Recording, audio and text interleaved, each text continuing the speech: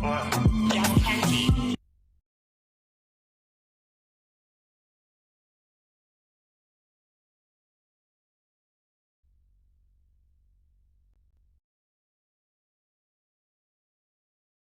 good evening, everybody. Thank you very much for being here today. It's a lovely, lovely Monday evening. Now, normally we're supposed to have, but we can't do that today.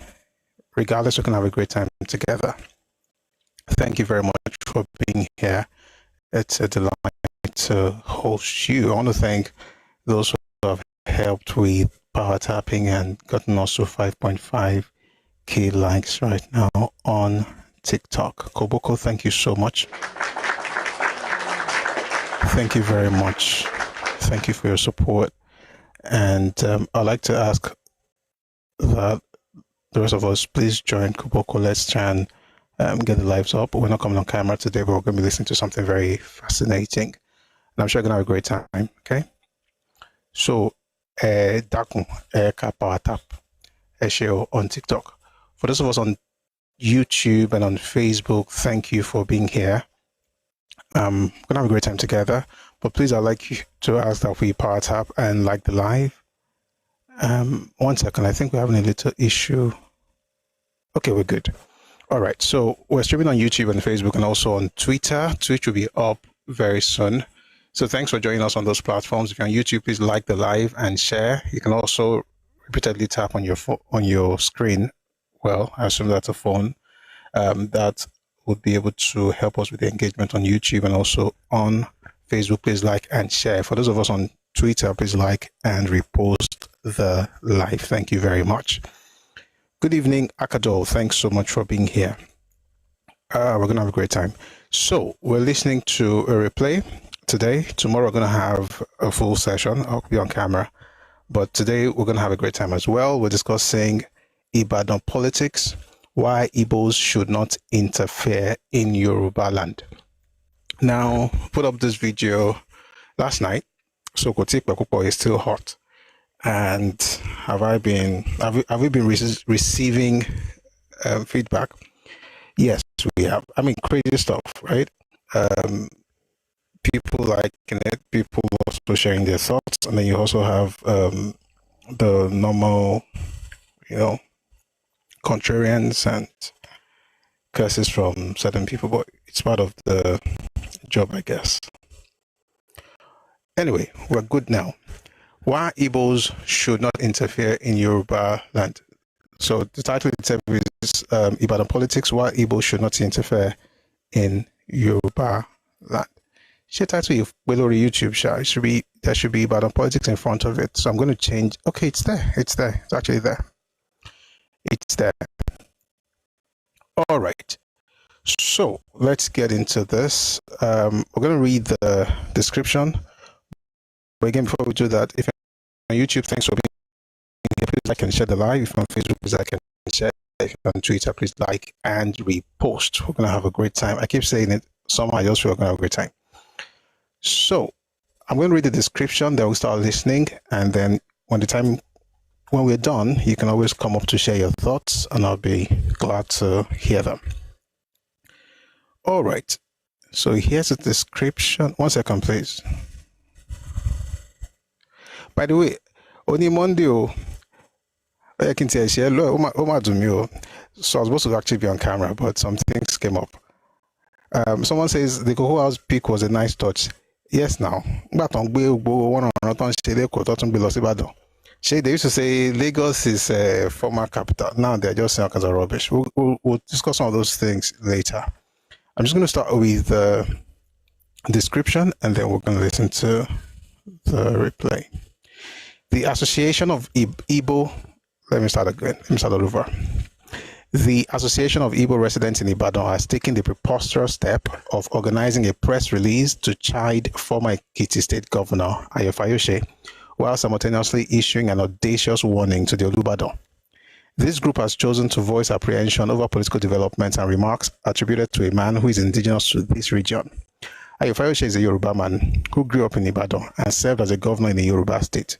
He possesses a natural right to engage in the affairs of his own people, yet he is being labeled an outsider by people who are not indigenous to the land.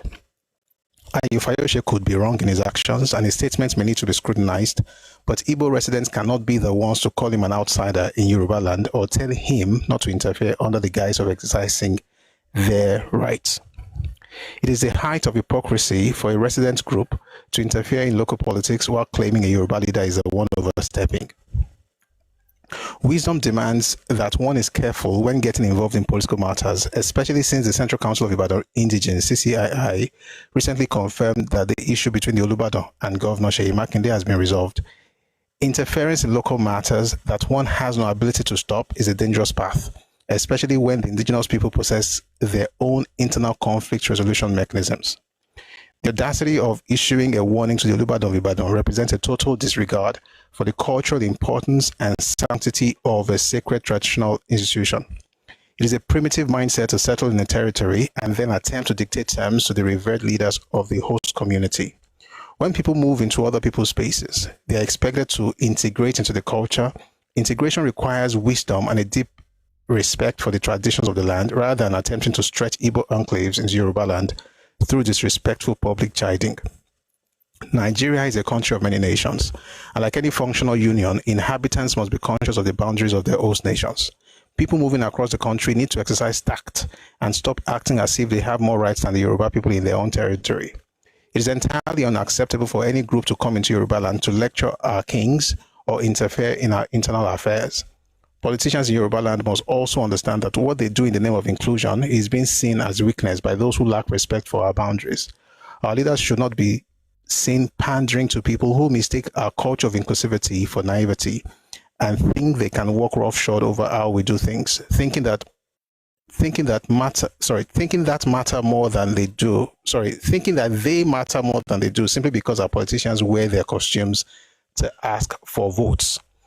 The Makinde administration and the people of Oyo State deserve a political environment free from undue interference by those who lack an indigenous mandate. Using a press conference to exploit the political situation for any reason whatsoever is a dangerous game that fuels unnecessary political tension. Every resident must understand that they are guests in the land and should move accordingly. There are limits and there are boundaries that will never be crossed without consequence. As Yoruba people will not allow their politics to be hijacked by those who do not understand what basic respect and courtesy look like. Now, here is Ibadan politics, why Ibos should not interfere in Yorubaland. Enjoy.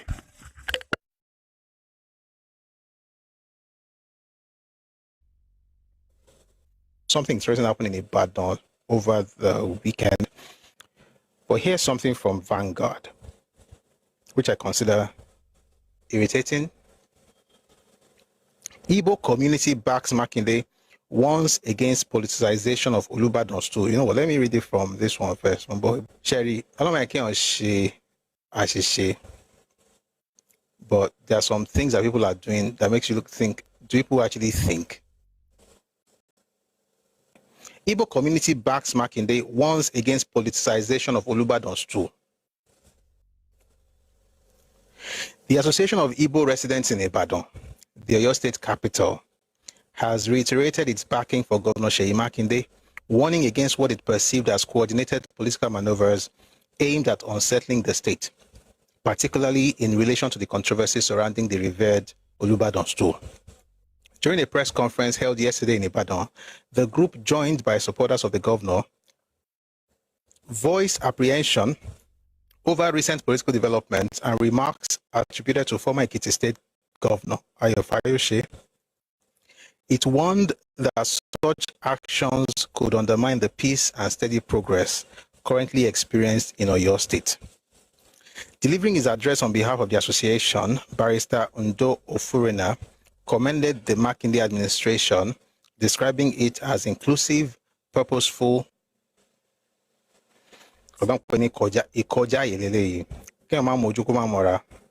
just going everywhere.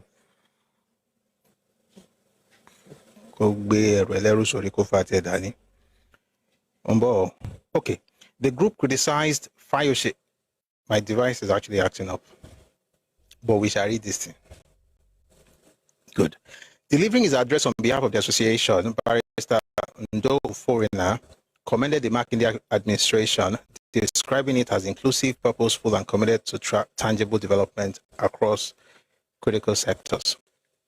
The group criticized Fayose for what it termed undue interference in the affairs of Oyo State, despite holding no constitutional position in the state. You are also interfering. Do you have any constitutional position in the state? It argued that his involvement risks fueling unnecessary political tension. According to the association, there are indications that Fayose is working in concert with the Minister of the Federal Capital Territory, Nyesom Wike, and other political actors to weaken the Makinde-led government, particularly by amplifying disputes linked to the Olubadan stool. Emphasizing the institution's cultural importance, the group described the Olubadan stool as sacred and cautioned against using it as a tool for partisan politics or personal ambition. Are you dumb? What's your business? You be the one to tell the Olubadan how to use this tool. What's your business? Like, do people not understand how life works, how you actually move once you're out of your space? You are telling Fayose, a former governor of Ekiti State, that he has no constitutional role in Oyo State. Do you have a constitutional role in Oyo State? Listen, I support everything. I mean, the way the government of Seyi Makinde, they actually think he's doing very well. That's the thing. So this is not like I hate Seyi. I actually like the way he's running their stuff. I don't know what's going to happen, election time. But whatever is happening between them is happening between them. If you see former Ekiti governor, I'll see if I can find you that video when the Olubadan was talking about Fayose. Fayose grew up in Ibadan now. Went to Polytechnic Ibadan, grew up in Ibadan, has a house in Ibadan, has stake in Ibadan. Even if he did not grow up in Ibadan, has no house in Ibadan, has nothing to do with Ibadan, as long as he's Yoruba, when he's talking, you cannot talk and be telling him that he has no constitutional place. What constitutional place do you think you have as an Igbo person to discuss what's happening in Yoruba politics, in Oyo State politics? What kind of rubbish is the kind of things we do in Nigeria? This is what causes rift. When we talk, they say it was Lagos. So Lagos, former capital, I have said several times, the former capital is not what they're discussing today. This is Lagos State, not Lagos former capital. But when they say, oh, Lagos, you're always talking about Lagos. Or your state now. For crying out loud, what will make you, what will make you go into Oyo State and discuss what's happening in their politics and be saying, number one, Fayose has no constitutional role in Oyo State, then the Olubadan should not use this tool. These people are not well brought up. You are telling Kabesi that this tool is sacred, and you are cautioning him against using it as a tool for partisan politics or personal ambition. What's your business? Do I want Kabesi to use it for partisan politics or personal ambition? Of course not. Is that how you talk to a king? By calling press conference and talking as if you're talking to your fathers. I'm like, it has no cultural, like, that is a funny thing. You see, when people move around, right, you're supposed to integrate, understand the culture of your guests, not to go there is an extension of your home. This is Yorubaland. And if you call this tribalism, your head is not thinking straight. It's senseless. You can't be going everywhere, be telling them how they should move their place because you are supporting. I support the governor, just to be clear.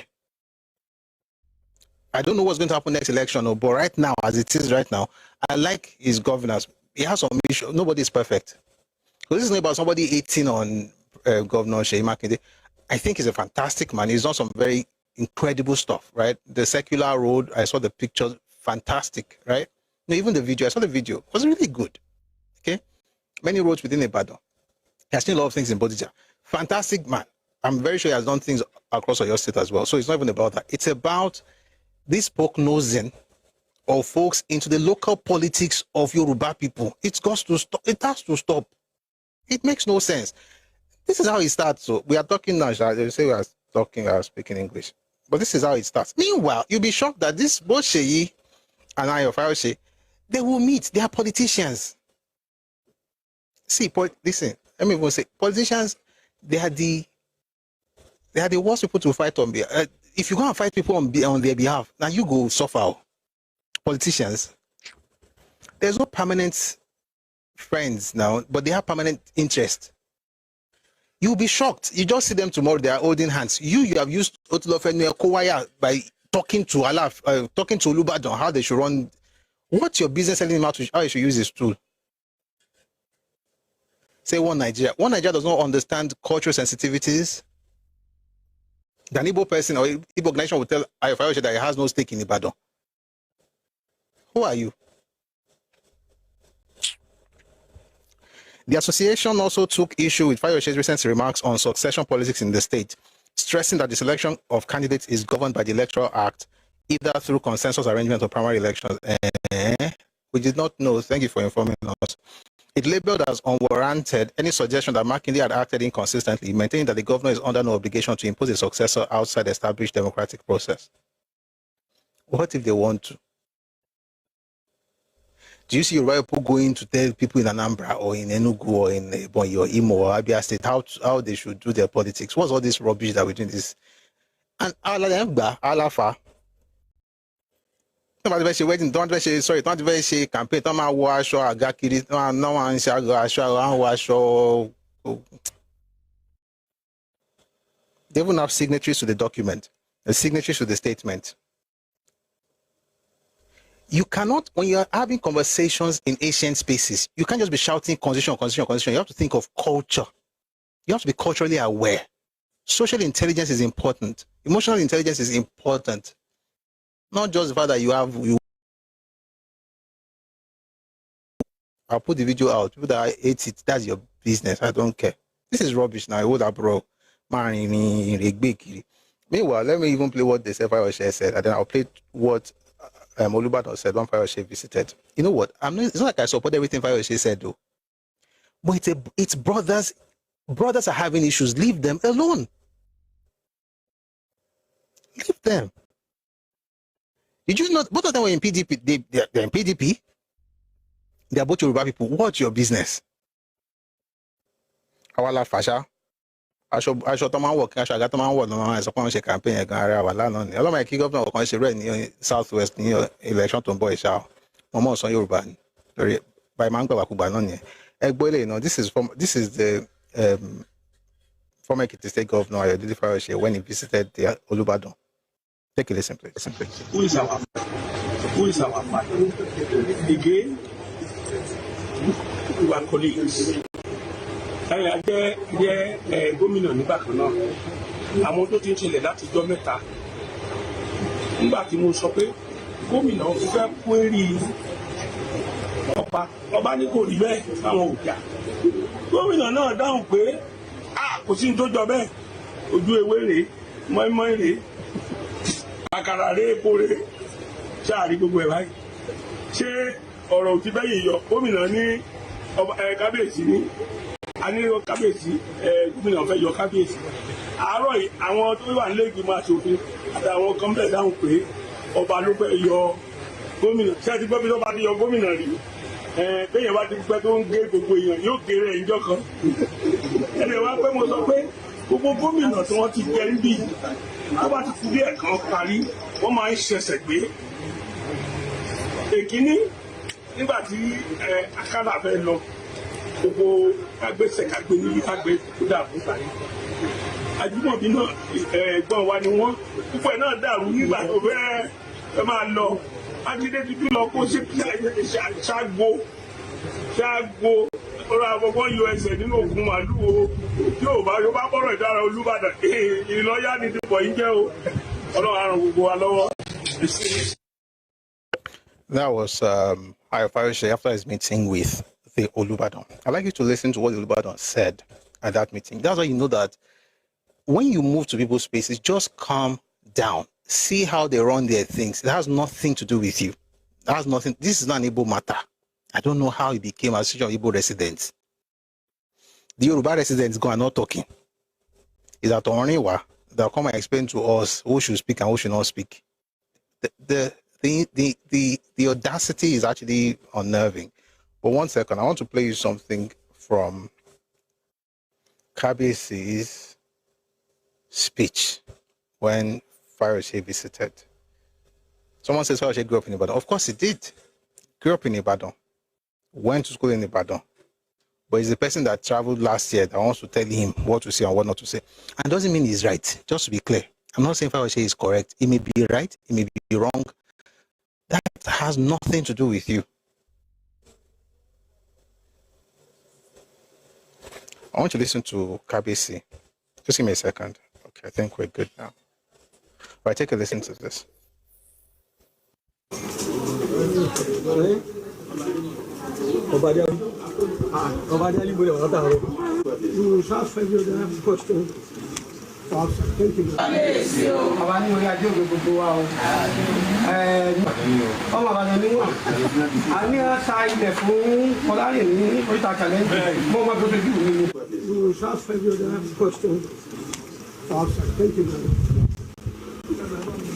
And so quickly, we see bẹ́ẹ̀ wọ́n á sọ pé Olúbàdàn gan ló ń bá wọn jà. So yẹn gan ni a fi dúpẹ́ lọ́dọ̀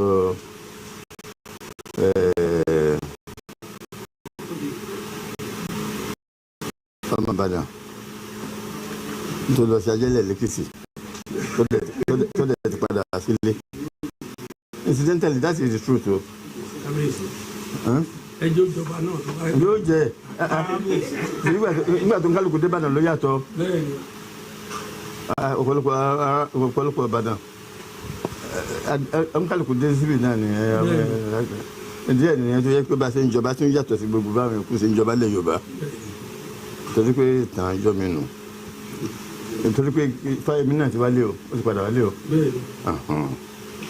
Akérèdọ́lù náà padà wálé kó tó kú o Àgàgù náà padà wálé kó tó kú o so ibi nílé gbogbo wọn Daniel náà sọ pé SW8 so 51 òkè bọ́lá Ìbàdàn nílé àwọn ẹni bá dẹ̀ ti ní SW kẹ̀rẹ́ pé ọmọ Ìbàdàn gidi ni ọmọ gbogbo Ìbàdàn náà bẹ́ẹ̀ ni kábíyèsí ó bá ti ní SW PO box bẹ́ẹ̀ màkú àbídùgbẹ̀ so Yorùbá ni nǹkan tí that's why Ibadan is what it is. Ibadan has got a lot of potentials. Nobody says that anybody who has been born or bred in Ibadan should not aspire to any position. So I will not be against those people who contribute to Ibadan to be recognized and to have the opportunity of the Republic of Ibadan. And all of them are in support that we should have Ibadan State. All of them. Because they say that they will prefer to align with Ibadan State than to align with Oyo State.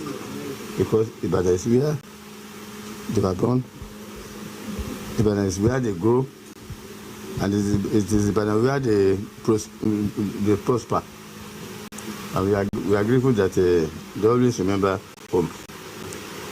Part of it is the fact that the well-being of Ibadan is the primary responsibility of those Ibadan boys and girls.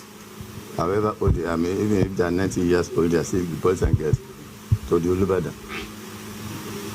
So thank you very much, Komale, for alerting us and for coming to do solidarity with us. But let me tell you that Ibadan, we have our method. A máa ń sọ pé Ìbàdàn yàrá kan náà ní only one room ló wá. Gómìnà ráyè nísìnyí láti dá sí ni torí pé gbogbo ohun tá a gbọ́ ni pé gómìnà ò sí nílé nínú wọlé báyìí ó sì dàbí nígbà tí gómìnà bá dé yóò dá sí Ìbàdàn náà a sì láwọn àgbà bó bá ṣe lé tó ń gbọ̀ báyà ẹ̀ kàn gbọ́ pé àwọn Ìbàdàn ti parí àwọ̀ tó wà ń bẹ̀ o wọ́n ti they have reconciled. Àdègbàgbàdà àdèjáde ó parí kódà àjọgbà náà Amanda Akoni. That was KBC Ọba Rasheed Adewolu Ladoja, the Ibadan of Ibadan. And that's the person that this one says should not talk in Ibadan. I was telling you that Ibadan or BC, Ibadan, you know. But there's something that Dr. Badu wrote in the comment section. It's very true. It's actually from a book that Awo published in 1947, Path to Nigerian Freedom. Awo says, and I'll read it to you. And I want to say this: a complex structure like Nigeria, a complex country like like Nigeria, has to take this thing into cognizance, or else, Walama Shella. Someone says, even Busui in Ibadan, but I was born and bred in Ibadan. And the funny thing is that I'm a Yara wa Nosha, but Timbati wa koja ye me. Number one, as I'm Ibadan person now, I can't go to Ibadan now and ma fo lale. No ma Yara me. But Timba wa koja ye me. Enu Igbo ko lo ma ka mi last of me nko ba ile kin se le Ibadan. So let's even let's even assume koja ye won, which I don't think he did, but let's even assume he did. Enu Igbo ko not ma gba correction. It's like if something happens in Akwa, I used to live in Akwa Ibom. Something happens in Akwa Ibom. I'm not the ones that will now come and tell them how they should run things. I'm not EBB. I'm not EFIC. I'm not Oron. I'm not from Eket. I don't know anything about how they do it. I'm not from that place. You respect them. I lived there and I had a great time and I knew my boundaries. If they have issues, even if I'm supporting somebody, you can't bring it to the open. You've got to be covered. If you have to support anybody, it's got to be covered. And this is what has been happening to them in Lagos. You come around and say, oh, we support this one. And then you perpetually find yourself in the opposition. What if the person you are openly supporting as an ethnicity loses? In other words, you have constituted yourself as a political organization rather than as an ethnic group. What's your business taking one position above the other? What if the other one loses and the other one wins? Now we think that Igbo person, this is Igbo party. That's what's happening in Lagos politics for people who don't understand. It's not hate for an ethnicity. It's an ethnicity that doesn't understand basic etiquette. You are joining a party. Even Yoruba people in Yorubaland, they are very careful how they split themselves. That's why you discover that Lagos, Peter Obi won, Oshun, Atiku Abubakar won. And this is Yorubaland though. But we know how to even, you don't just put everything inside one basket. In our own land, let alone in a strange place, where you're supposed to actually be very tactful. Like you can, some of you will support this, which is what is sensible, to be honest. If you are a pressure group or an ethnicity in a foreign space, you've got to divide yourself. That's what the Jews do in America. That's what you do. You will support one, you support this, and you will support this. This one can be loud there or they can be loud there, but they will never be able to say that you as an ethnicity, you support only one against the other. Because if this one loses, you are in trouble. If this one wins, you are in trouble. But if one loses and you're in both, at least you know the conversation is political, not ethnic. Nobody is saying, oh, see what Ibos are doing against a party. There is nothing like that, because there are Ibos in PDP, there are Ibos in APC, there are Ibos in ADC. Just like what's happening in Yoruba politics, right? You can join any political party as a Yoruba person. APC is not it's not a Yoruba party. You can join APC, ADC, SSN, SY, anything, Accord, anything, we could join, SDP or anything. You go and play it. Not that you would now say, unless of course you're discussing certain things, which is not part of this conversation, like what happened in 1999 when we're like AD. We did not do that in 2003. That's why we lost 5 out of 6 states. But that's what's under the bridge. The point is where we are right now. I'm a queen of Bobby Moye Sonta Gomba in Sin. Oshila Roton Mama Stimule Son, let me Sonta. In Lila or Conwa, Nita in Kota the song Borolele. Bobo, enjoy go party to party when you join any party you like. That's the one for the public. In private. And this does not mean that you are being hypocritical. It means you have sense. Do you tell all your family issues outside? Does that mean you are a hypocrite? I don't get it. These guys just go around constituting nuisance. What's your business talk? Anyway, let me read something from Papa's book, Path to Nigerian Freedom from 1947. Papa saw tomorrow. It says here, we must not wait until the situation becomes unduly complicated by long initial friction and irritation. It don't happen already. Already, there are enough signals to put us wise. Strictly speaking, The political structure of any particular national group is primarily their own domestic concern.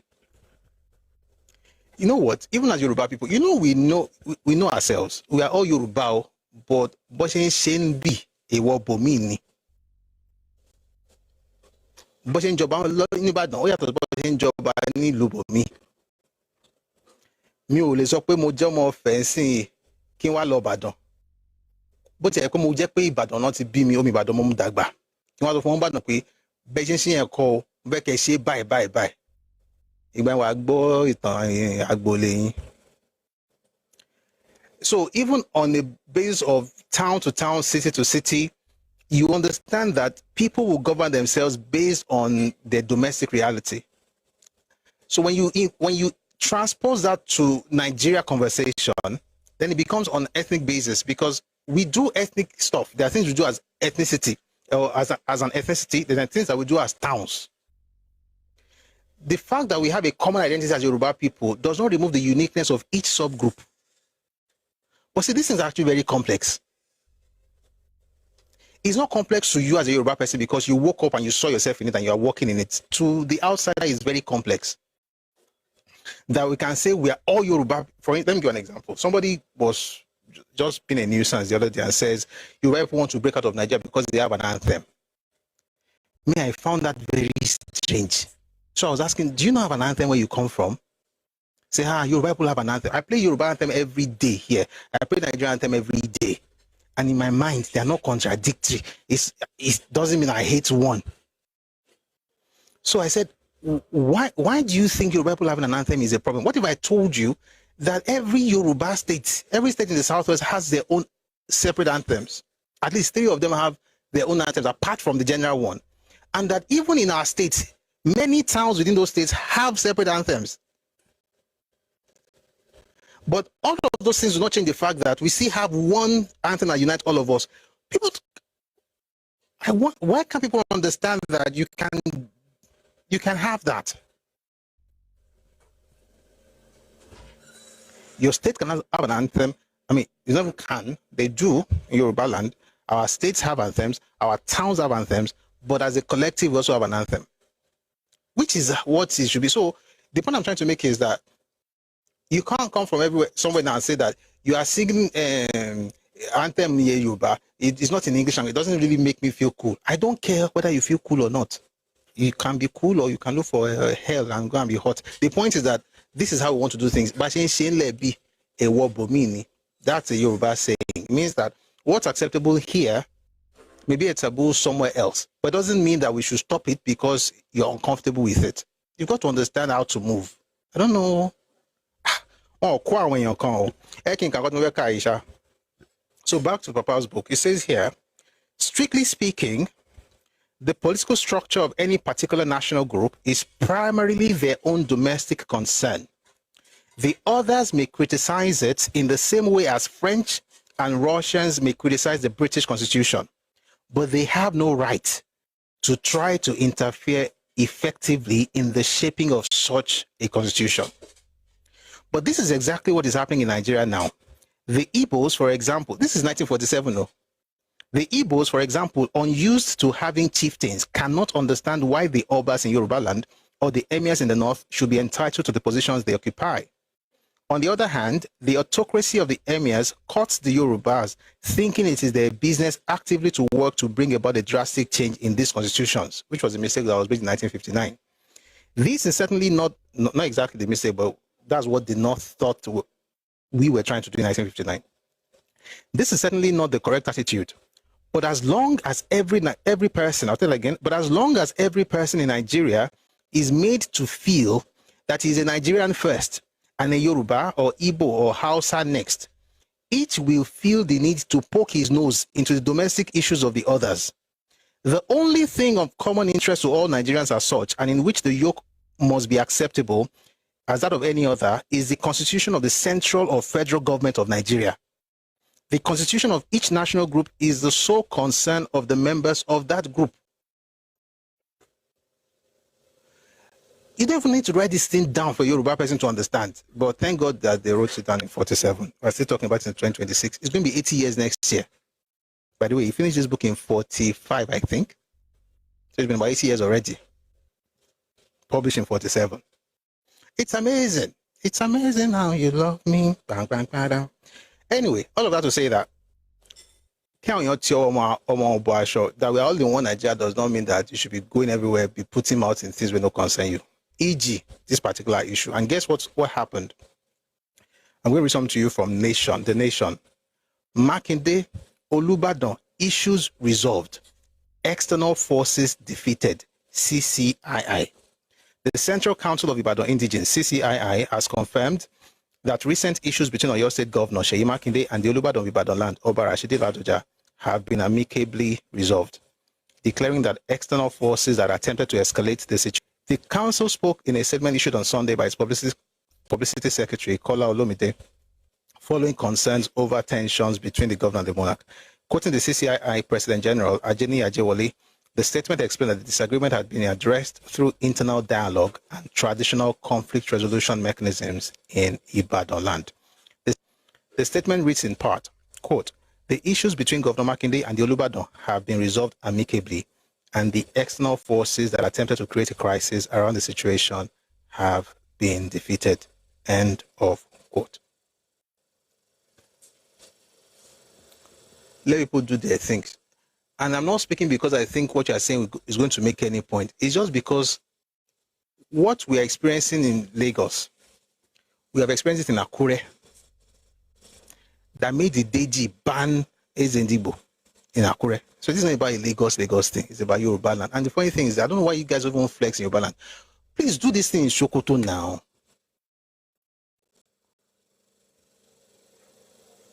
Make statements in Kaduna now. Please now.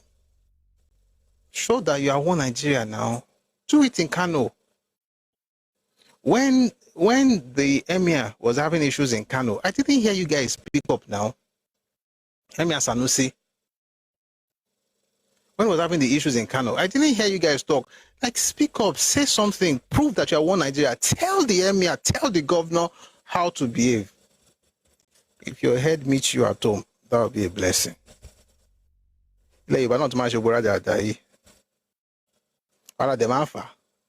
Our politicians should stop wearing all this costume to go and be doing campaign.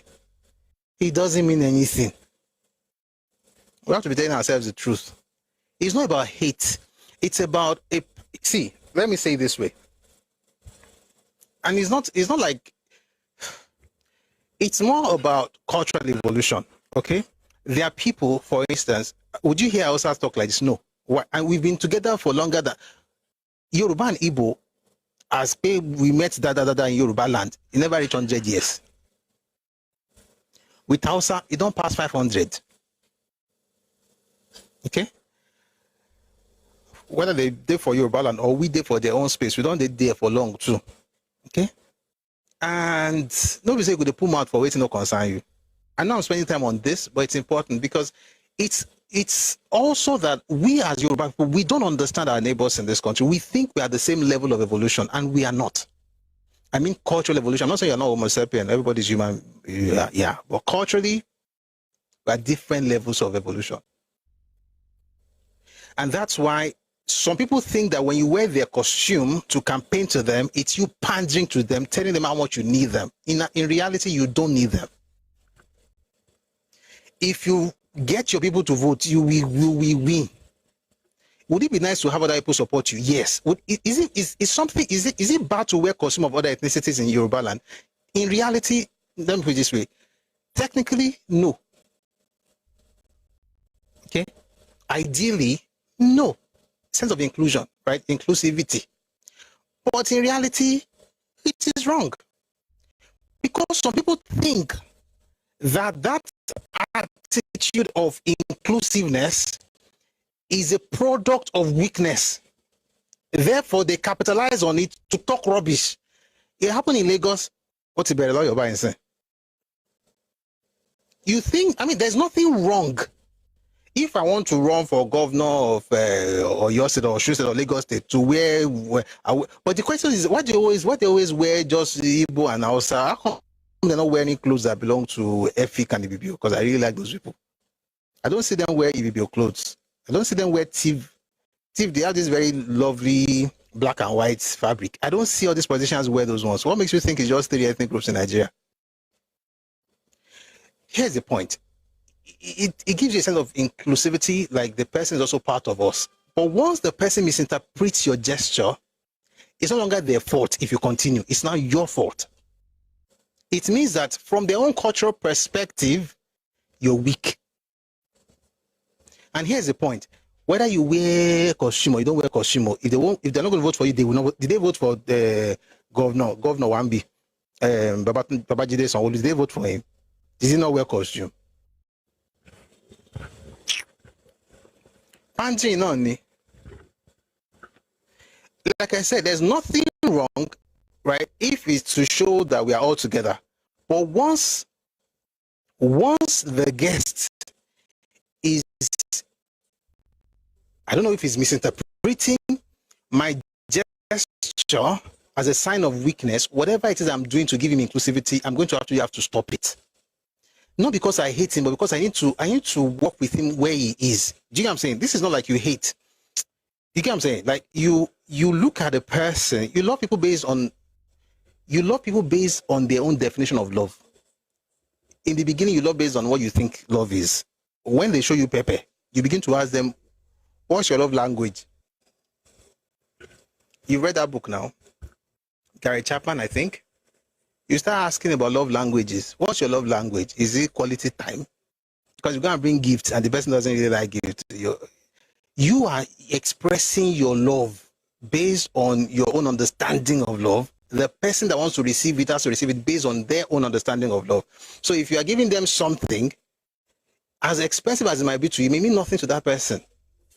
So what do? You don't keep forcing it. You adjust. You keep them where they belong.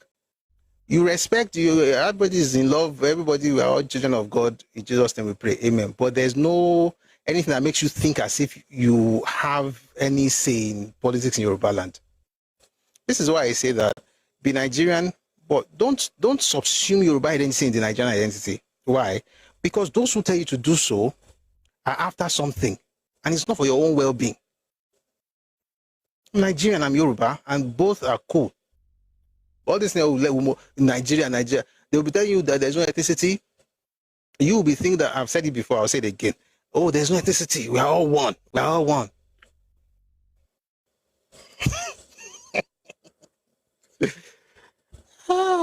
I learned that thing from Zik. Zik is a very wise man. No, not wise. A very smart. He's actually quite, I don't want to use negative words, but an interesting person. He wrote a book in 1934, The Renaissance Africa. I read it last week, right? He said that the Renaissance Africa must go beyond ethnic labels. No ethnic identity, no ethnic affinities, because all those things will bring. Oh no, sorry, I've already mentioned the book. I'm going to read it so you see how interesting that man was. Since we're talking about Zik today, we might as well just read this as well. This book, that man was quite interesting. And I'm trying not to use anything negative because, I mean, regardless, even if I don't like what he said, he's still an agbalagba. Listen to what Zik said in 1934. Tribal appellations. This is from the book called The Renaissance Africa. It says here, let the Renaissance Africa take upon himself the burden of looking at his fellow African as a man. Nothing more, nothing less.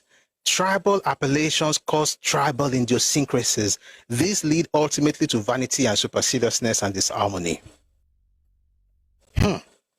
A regenerated social order must come. Fanti or Ga, Temne or Mende, Yoruba or Igbo, Bantu or Tuareg, Bubi or Hausa, Jollof or Kru, all are Africans, all are human beings. A man's a man for that. Forget about tribal appellations. 4 years after this book came out, he began to push Ibos in West African pilot. And he started to talk about every negative thing that was happening in other ethnicities. Yoruba, Edo, Urobo. He will write the ethnicity in front of it in his own newspaper. The same person who told you that tribal appellations does not matter, he will write the appellation in front of your name. Then somebody stole biscuits. maybe the name is not Yoruba. You know, all the Yoruba people in Lagos, so we might assume that because the name is not Olu or Ade or Kende, it might be Ibo. They write it in front of it is Edo or Saeme in bracket. Edo. Don't think that is one of us. But you said tribal appellations bring tribal idiosyncrasies and all that, Oyinbo. By 1949, Zik was bold enough to speak in Aba, Igbo Federal Union World Congress. He said to them, the God of Africa has specially created the Igbo nation to lead the children of Africa from the bondage of the ages. How did God specially, when did God specially create you? Before you say we should forget that tribal affinities and appellations and idiosyncrasies, or after? So what are you hearing? You are hearing master race, Aryan race. God has specially created them to lead the whole continent. But the rest of us in the continent must not talk about ethnicity anymore because we are one. Pan-Africanism. Irola Sonny. That thing has not changed, just to be clear. Whatever they said, they still say. Don't get carried away by, we are all working for unity. Jeti Baba, Tomo, Kuma Lala. How do you interpret that? Just because I'm your father. Let me not use let me use brothers. All right, just because two brothers have like a farm or have a huge farm, I don't even know how to say it in English language. The point is that there's need for boundaries, right? Even if we share bloodlines and we have a farm, there will be boundaries that will demarcate, that will show exactly where I stop, where my ownership of the land stops and where yours begin. We can't just say, oh, we're all together. No, there has to be boundaries. There has to be clear boundaries. May God give us understanding. All right, I'll bring people up at this point. We'll have some reactions. Then we will now have today's session. Hopefully by the way, these reactions, just 3 people will come up. It will not be very long. And I'll read some comments and then we'll respond to the video we started on Friday. Okay? Akadol says on TikTok, trust everyone. Excuse me. Trust everyone. Yeah, you're about to say, yes, you're about to say, Akiba ni tan ka fani ni tan ya. And Thomas, may God bless you as you interpret for us in the comment section. Thank you very much. I really appreciate your submission. And what you just said right now made me remember something that Kemi said a while back, and people got a bit angry. I think it's because people don't understand where she's coming from. Let me read a statement from, was it Kemi Bidnock? Kemi Bidnock, I guess. Okay. I find it interesting that everybody defines, I'll take that slowly. I find it interesting that everybody defines me as being Nigerian. I identify less with a country than with a specific ethnicity. That's what I really am. I have nothing in common with the people from the north of the country. The Boko Haram, where the Islamism is, those were our ethnic enemies, and yet you end up being lumped in with these people. Now, here's the thing. You don't even have to live in the UK. Just study. If you, as a former colony of the United Kingdom of Britain, if you study the system they have there, and you look at your country, you see how warped things are. And we're going to do a session this week. We said something last week where we'll read a speech by Papa Awolowo, then we discuss it. So we're going to do more of that. We're going to do one about ethnicity this week. The point is, if you see a Scotsman, they are more, I read something from Sean Connery a while back, they are very assertive about their Scottish identity and heritage, even more than the British identity. It doesn't stop them from being British, right? But they want to assert their Scottish heritage. The English and that's why what happens in those places, if those things happen in Nigeria, one clown from one bush will just be calling you tribalist. Let me, I've said it before, but it's been a while, so let me say it one more time. Not one more time. Let me just say it again. I'll just say it. But I'll say it this way. Let me paint a picture. Think for a second, you're English, right? And you are in a stadium, you're watching a match. Is the English versus Scottish team, right? World Cup. You know, when you go to World Cup, there's no British team. You only have British team where you're having Olympics. But if you're going to football World Cup, you have Britain needs one. Sorry, England, there's English team, there's Scottish team, there's Northern Ireland. In fact, there's within that country, there are 4 teams. There's English, Welsh, Scottish, and the Northern Irish, right? But of course, outside the UK, you still have Irish team separate from the Northern Irish to the UK. If you have something like that in Nigeria, they will tell you that you are bigot. Someone says England won the World Cup in '66, not Britain. Yes, Britain cannot win World Cup. Only England can, because England is a nation. Britain is a nation state. The UK is a nation state. Is that a sovereign entity? All right. But the constituent units, so to speak, are nations within their own right. The EPL we talk about is not the British Premier League. It's English Premier League. If I start Yoruba Premier League today, you will see some of these buffoons crying all over the place that you are tribalist. The league in Scotland is from the one in Wales. But if you do it in Nigeria, it has to be Nigerian league. Who told you that there must be a Nigerian Premier League? You are forcing national identity where you know that you are not the same. Does that mean that UK has now broken? They have English, Scottish, Welsh, they have their own separate. Does that mean they are not united?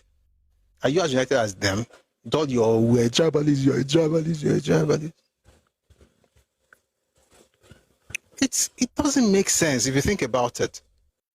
There are thank you, Sinchin. Some of the laws are different.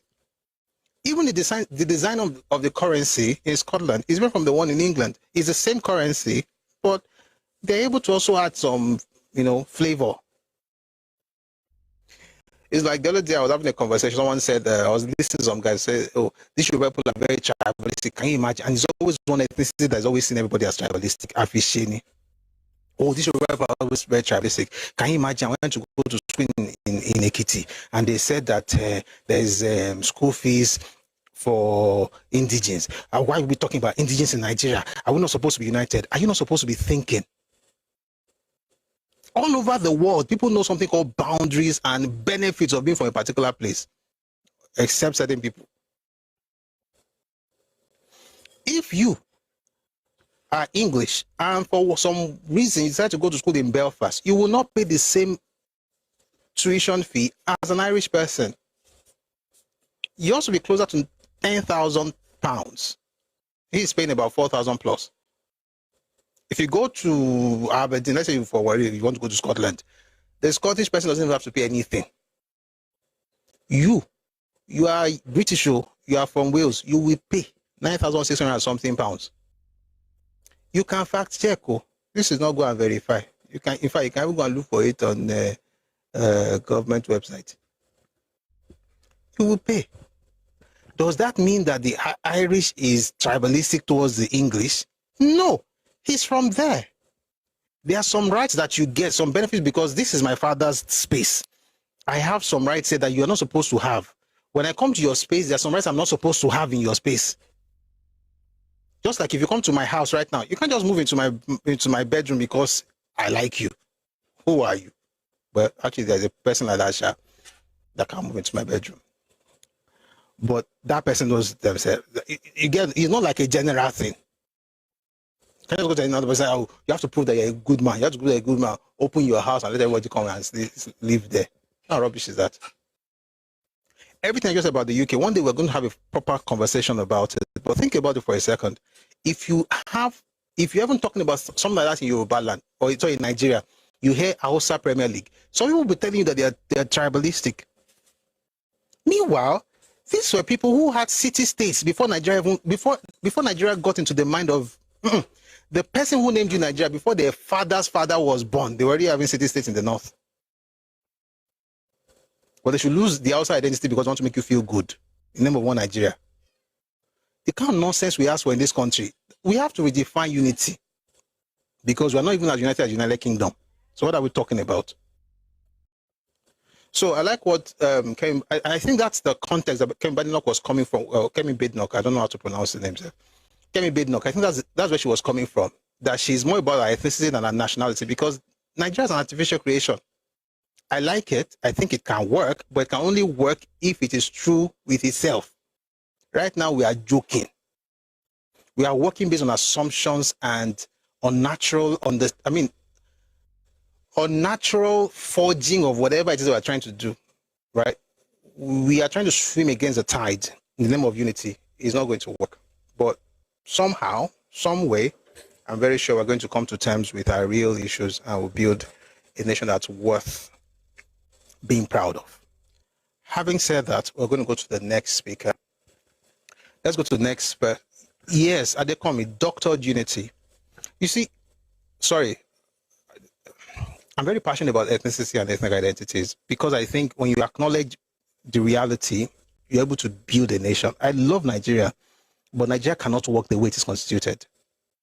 It can't. You always have people shouting they want Biafra, they want some people Yoruba say they want to go, Hausa want to go. People always want to go because they feel constrained. They feel, and the funny thing, some people that are even shouting they want to go, they don't want to go anywhere. They're just using it as an opportunity to.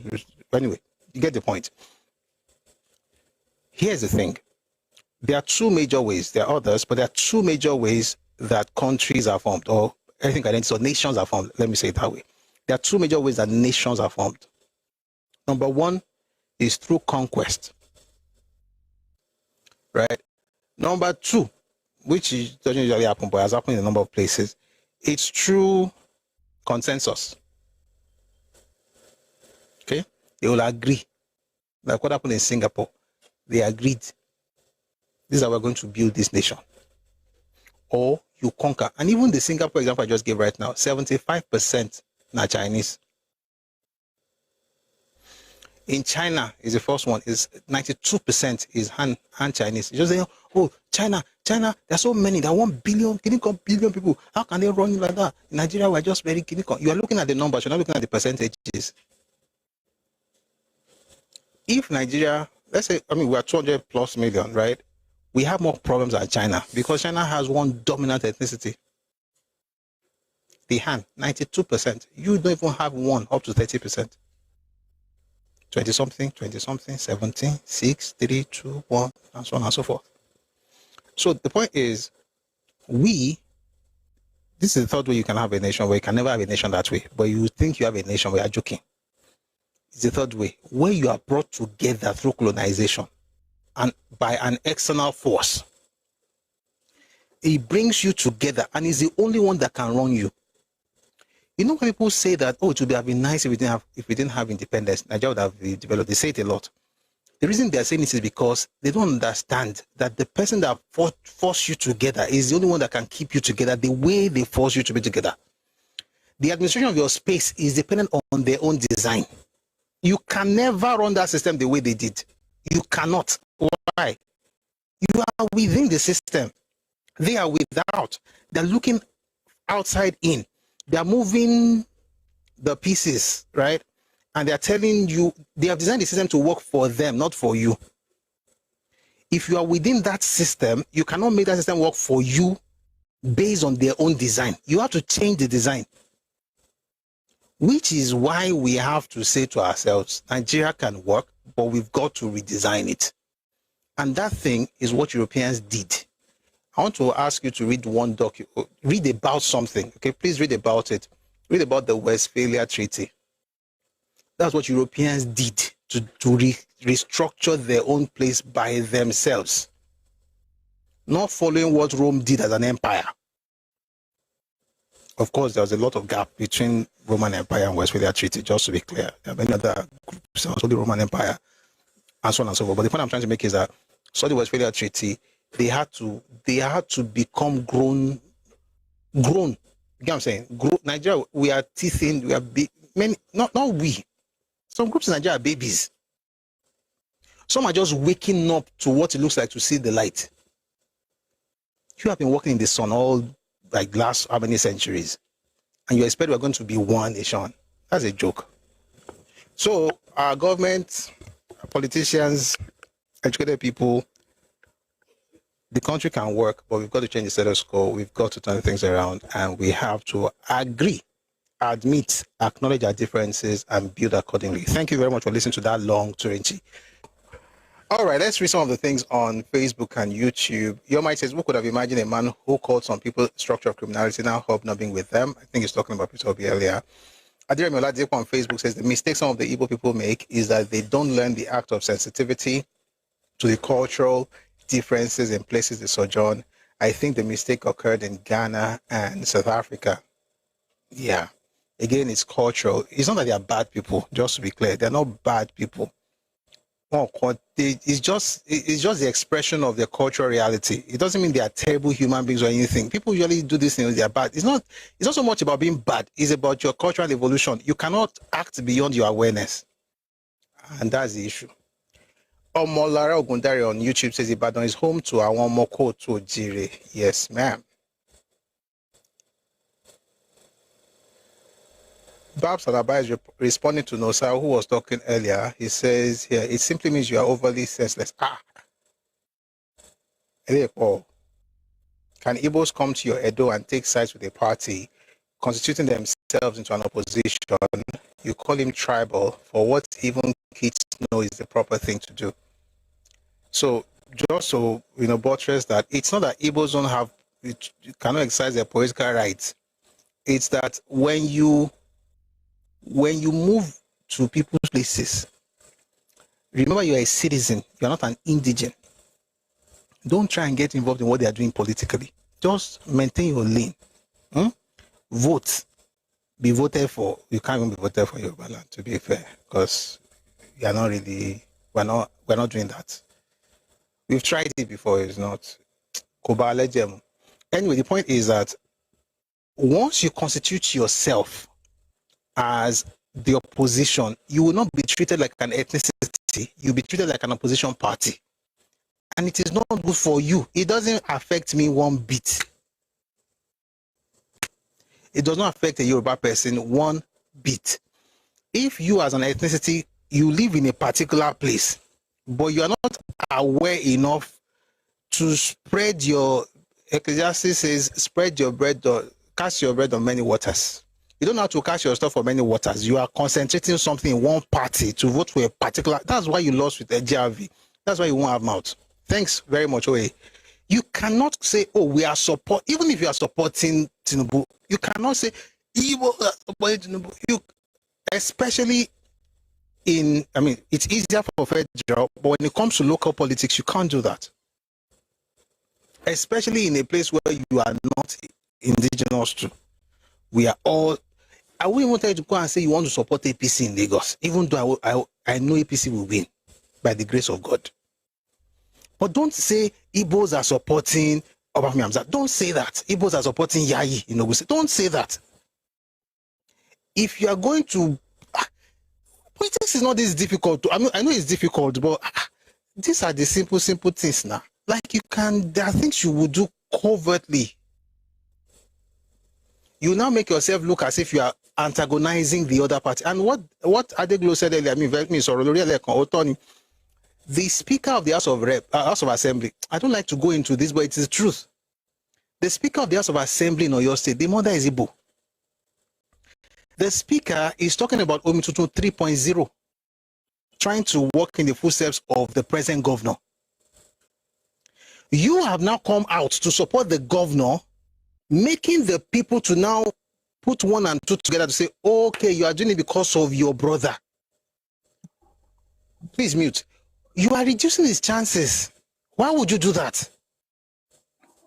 Because you know that Adebo Godoy is the speaker, he wants to become governor, is aligned with the governor, Seyi Makinde. You now went to have press conference to support Seyi Makinde. So people are now saying, oh, it's because you are his mother's people. That's why you are supporting him. Therefore, if you vote for him, it's because you want to get into power. You already shown everything. There's no sophistication, no tact. Everything is so easy to see. We know, in fact, we know the story before now, but now you have confirmed it. You see how dumb it is? I wrote in Let me tell you what I wrote on YouTube. I said this is very dumb. I read it on Twitter. People should not be able to see you coming. You should be like Ashake. When people listen to your person, they never see. People should not just see you coming. Like you just too. And when they talk now, we're calling some people chameleon. Just basic common sense. This is what I wrote on Twitter. This is actually dumb. Very dumb. How is it so difficult for people to move with wisdom instead of always openly picking a side, especially in territories far from home? If anyone needs tact, it should be strangers. This is a complete failure of structural intelligence.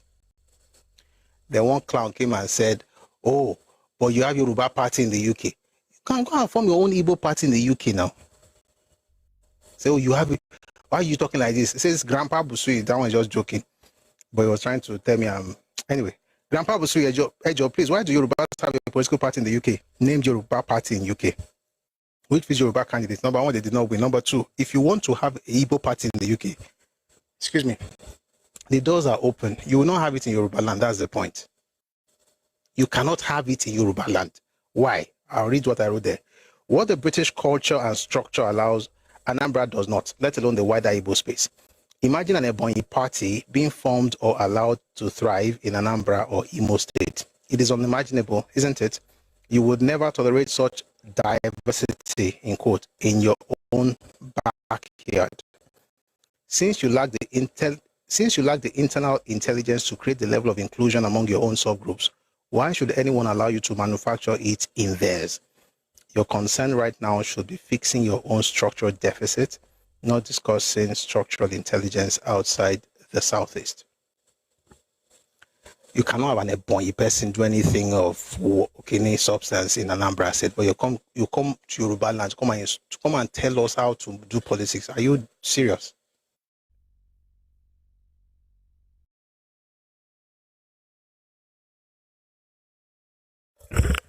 All right. Thank you very much for listening to that. You've been listening to Ibadan Politics, why Ibos should not interfere in Yorubaland.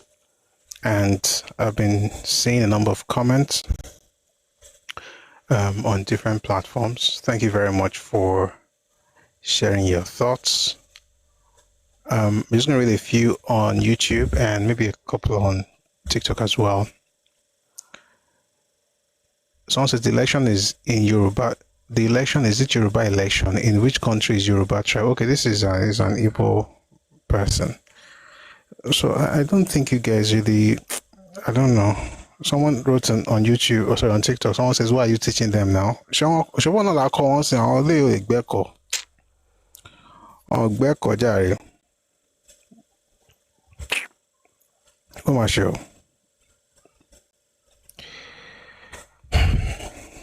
So you have to understand that if you want to make progress in life, particularly as it has to do with politics and stuff, you can't base every action solely on constitution. It's like, say you rent an apartment, right? And all you want to do in that house is based on constitution. You will live in the household, but you're not going to like yourself. You don't talk to your neighbors because it's not spelled out in the constitution, because you don't really care about human relationships. Your own job in life is just to look for how to live based on what is spelled out in the constitution. So you have your landlord, you don't really have to do anything, you don't have to greet anybody because it's not constitutional, is it? You don't have to help out anyone. If somebody needs your help, you don't have to give it to them. You don't have to be part of anything they're doing to make the environment better. You don't owe them that. Why? It is not constitutional. So what you discover is that, yes, you're going to live there as per constitution, no, but that's the only thing you're going to get. You're not going to get the benefits of interpersonal relationships because you don't, for as far as you're concerned, just constitution. The people who always yell constitution when it comes to this matters or say things like, and I'm going to answer that person's question. When you talk constitution, is something, you are retarded. And the reason is the only thing that can prop you up to make you seem like a human being is a piece of paper. You can't just look around and learn how to move. You have to ask section clinical, subsection clinical in order to know how to move in another person's land. It shows that you are a primitive person.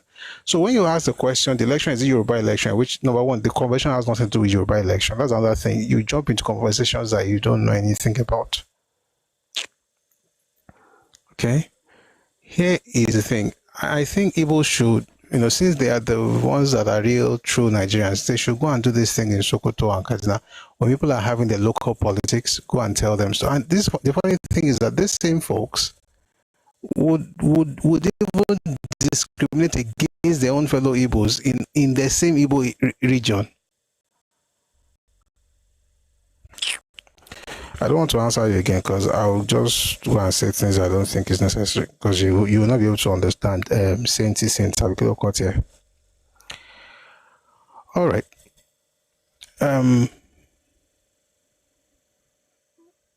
Omolaro Gundari on YouTube says it's Ibadan now. Just watch. Ibadan de baye Ibadan Wakubao.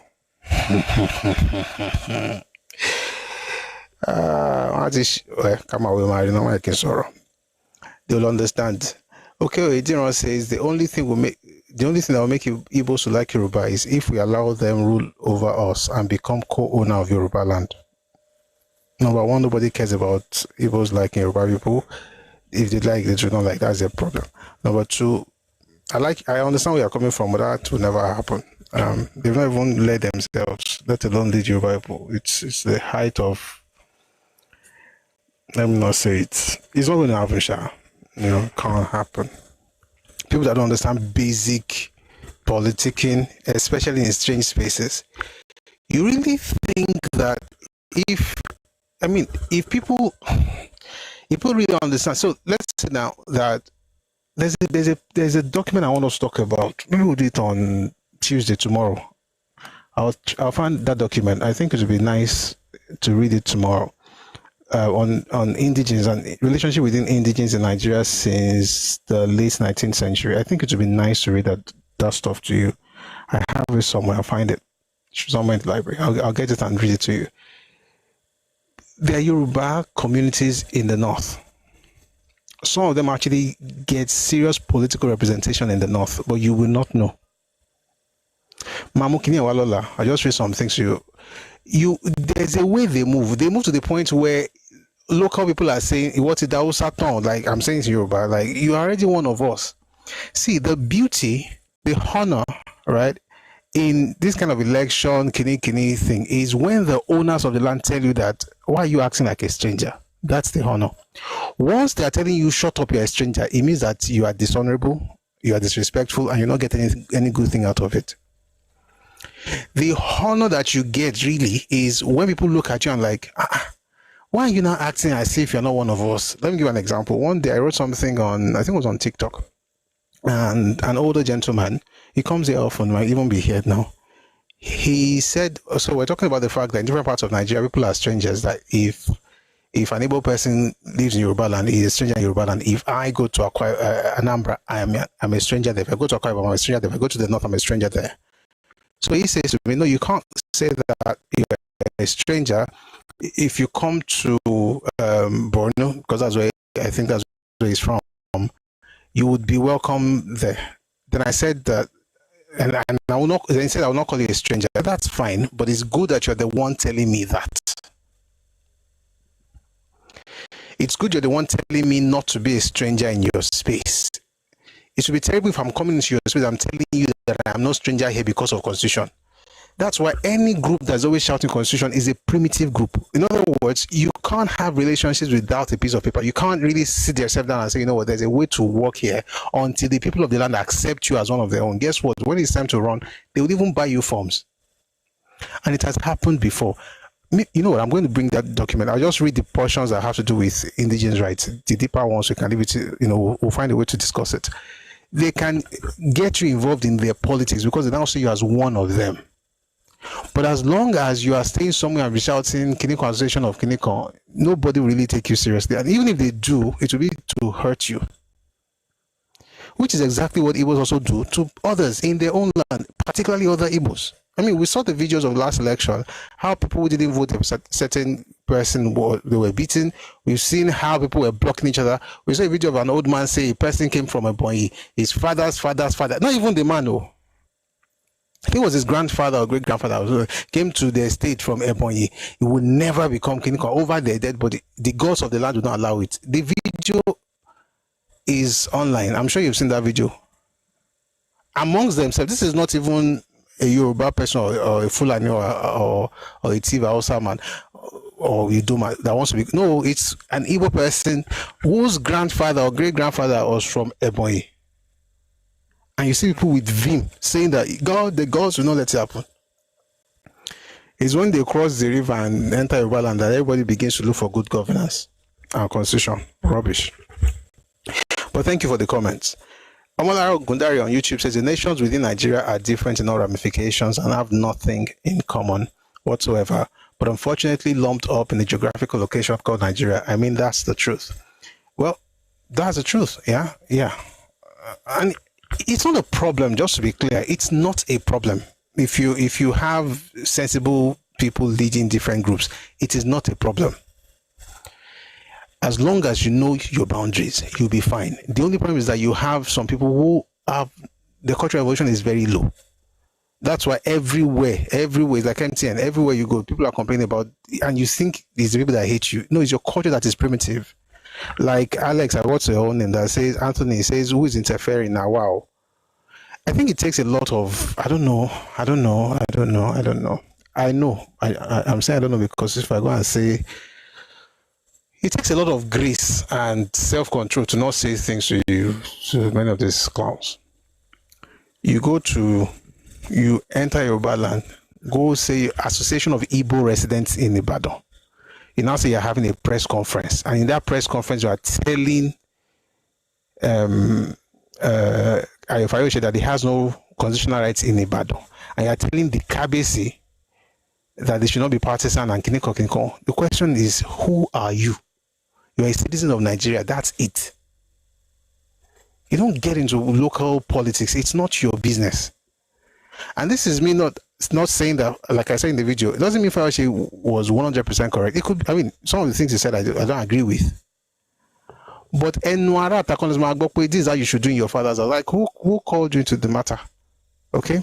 Prophet Kasali on Facebook says, Prof, our new generation, Gen Z, need more information to know the plan of Ibos to dominate us in our own land on the basis of our ideal of one Nigeria, which will not apply in Eastern Igbo states. You are Yoruba before Nigeria, they should take note of this. Thank you very much, Prophet Kasali on Facebook. I think the thing is, many countries have multiple ethnicities and they structure themselves according to the reality of who they are, not what we are doing in Nigeria, where people just play the ostrich. We act like everything is cool.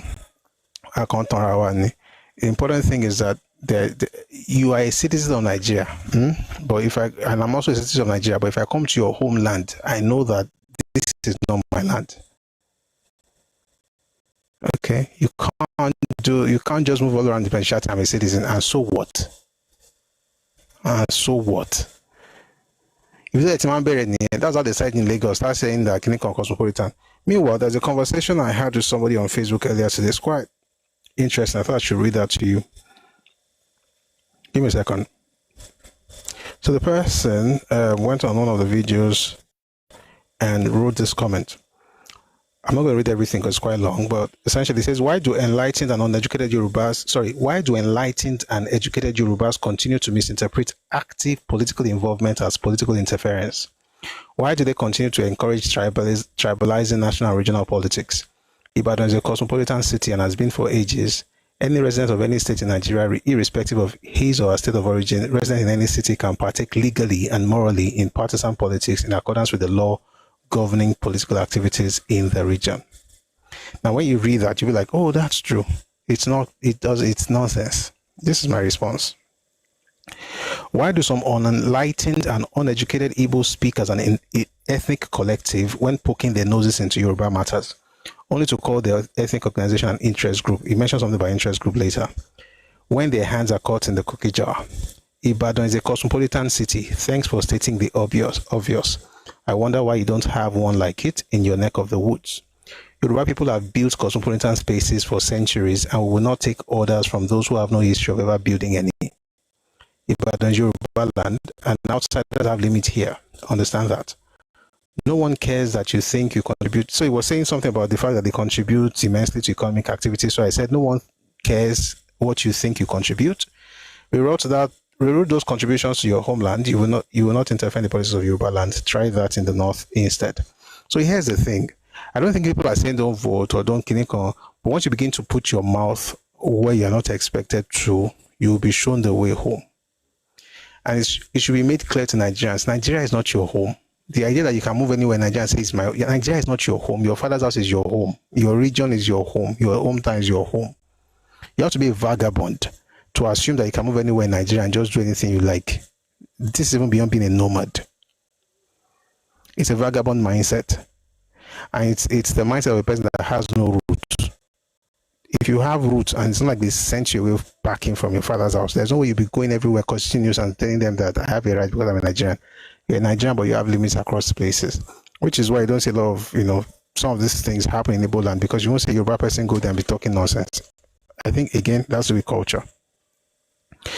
Medinat Lawal Usman on YouTube says you can't go to Iboland as a Yoruba or Hausa person to buy land. They won't sell it to you.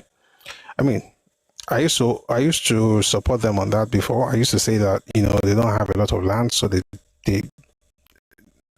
kill each other on land, so why would they even want to sell? Because it's short supply. But at this point, I think it also has to do with culture. Okay, it's in short supply, to be honest, but there's also it's close.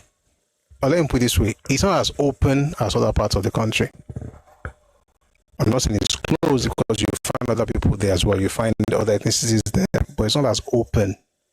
The thing is, what they ask for elsewhere, they can't offer there. But even if they offer it there, it doesn't mean I'm still going to offer it in my space.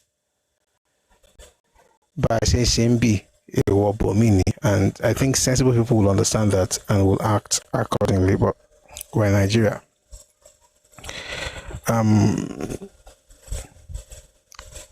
Sir Richard on TikTok says, I'm afraid cultural assimilation may happen over the decades and Yoruba elitist liberalists will be used. So you have to understand that the word elite, I think I've talked about it enough here. Everybody doesn't think the same way, okay? Everybody doesn't think the same way. Yes, you're going to have all these people who want to be seen as good, and want to be seen as the model Yoruba, which is absolutely ridiculous. We're going to have such people, but we're going to have people like us also who will speak. I mean, to be honest, people like me would not even get involved in matters like this because why would I? I mean, I will support Yoruba people, investor or Lori or Igbo Yoruba, because everything is reduced to, you're a tribalist, you don't like Nigeria, you don't want unity, all those kind of rubbish. So I wouldn't want to. But to the point gone. You discover that it's not about whether you are speaking English or whether you grew up, whatever. You've got to actually speak up for your space. So the work is to ensure that more Yoruba people, particularly the elite you're talking about, get to understand what this is all about. And that it's not so much about hate. In fact, it's not about hating any group at all, but loving your own. And let me say something about us. The truth is, Yorubaland has always been open. Okay? But what a lot of young people, what a lot of Yoruba people do not know, especially the ones in cities, because you go to the villages or rather die. What most of us don't understand is this: beneath that openness are guidelines of how things are done, right? And those guidelines are not created by the one who came to visit; they are created by the owners of the land. And there's a way people that own the space want the place to run. It doesn't change the fact that you're welcoming, but once you see a person, it's like what happened on Saturday. I'll talk about it tomorrow when JRV and the rest of them say, hey, why are they cleaning the floor? Why are they cleaning the ground? It's against constitutional rights. See, for me personally, I think constitutional rights are very, very important, right?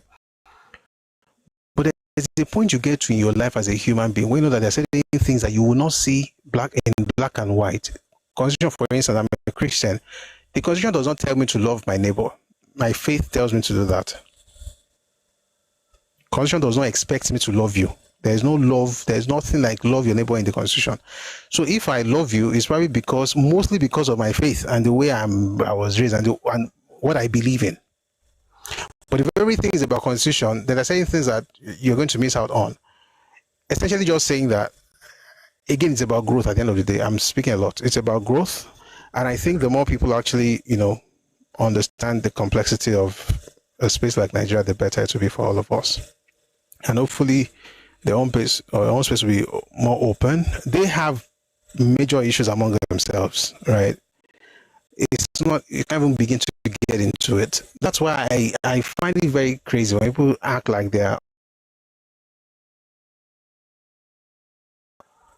So to respond to what you said, yes, there are going to be elites, not even just elites, even people in school, young people. There are people that always want to be good. I want to be PC. I want to be perceived as, supportive and liberal and all that.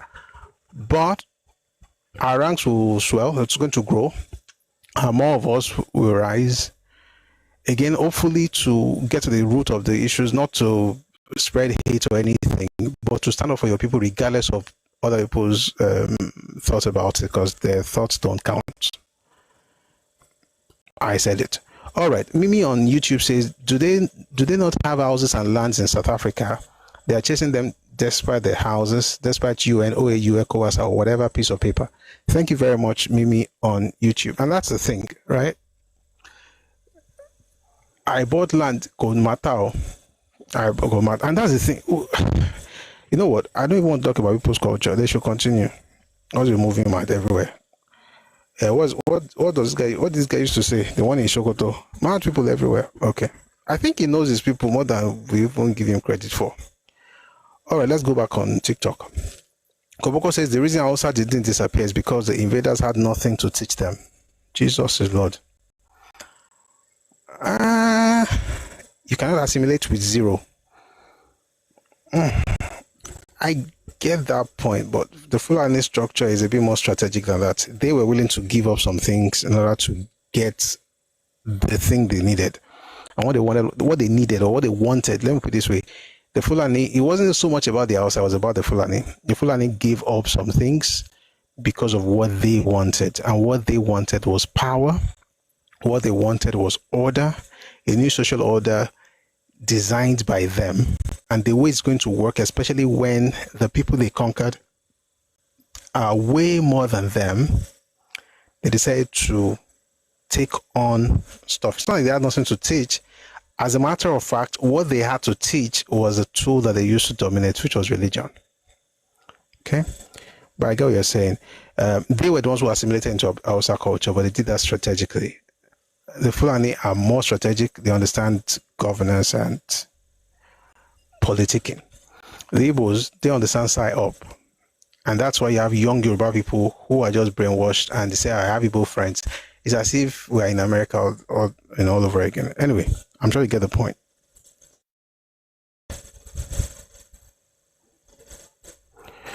Just trying to check if we have...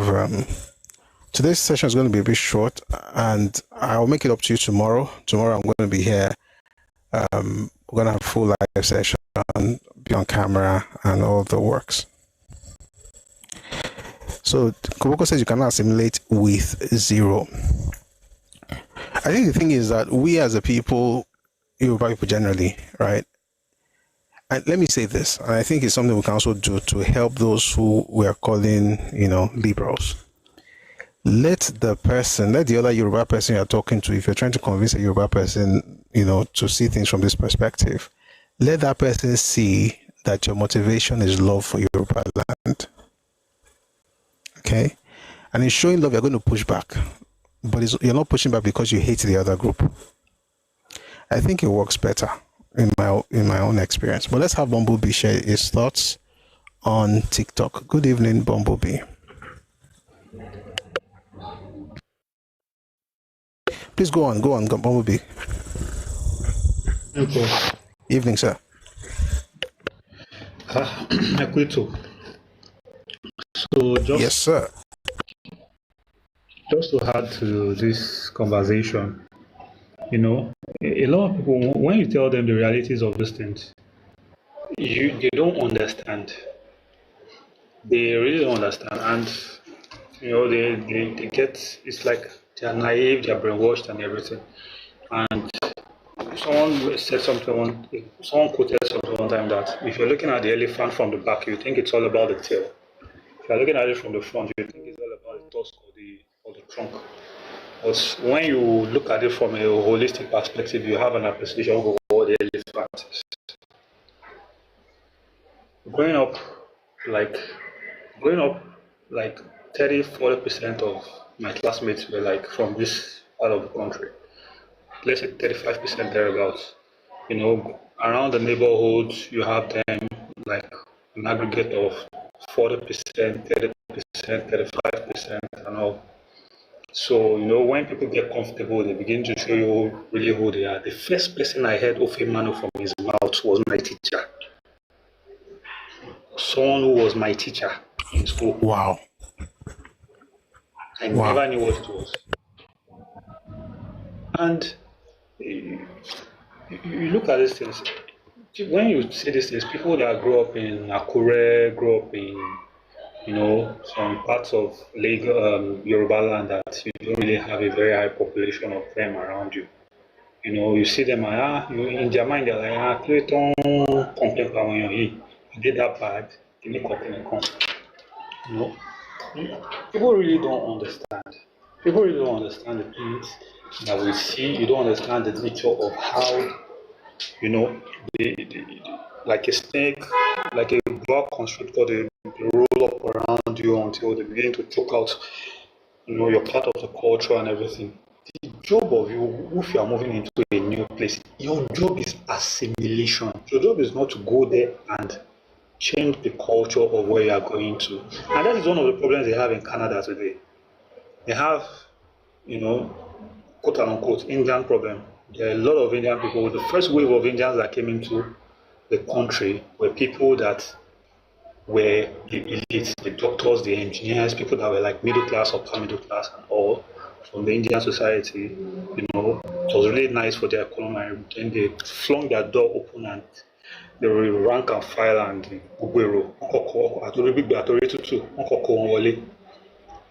even some Nigerians are there, they'll be like, the Indians, like, it's so bad. Like, just spit in a public place. Sometimes they see a place where they say there's a no U-turn sign. They just do a U-turn anywhere. They don't obey the traffic laws. They don't, and it's in the mind of the indigenous people, or like, let me not say indigenous, because of course you have the First Nations, the indigenous people, the Americans, the Native Americans that were decimated, and then you have the white population. So the white population, quote unquote, that really developed the country into a first world that it is. In their mind, they are approaching it from a very sensitive perspective, try to be nice, trying to be understanding, trying to be friendly and all. But the people that are coming to violate your space, they don't think you are being tolerant, they think you are being weak. And if you don't push back, the test waters, if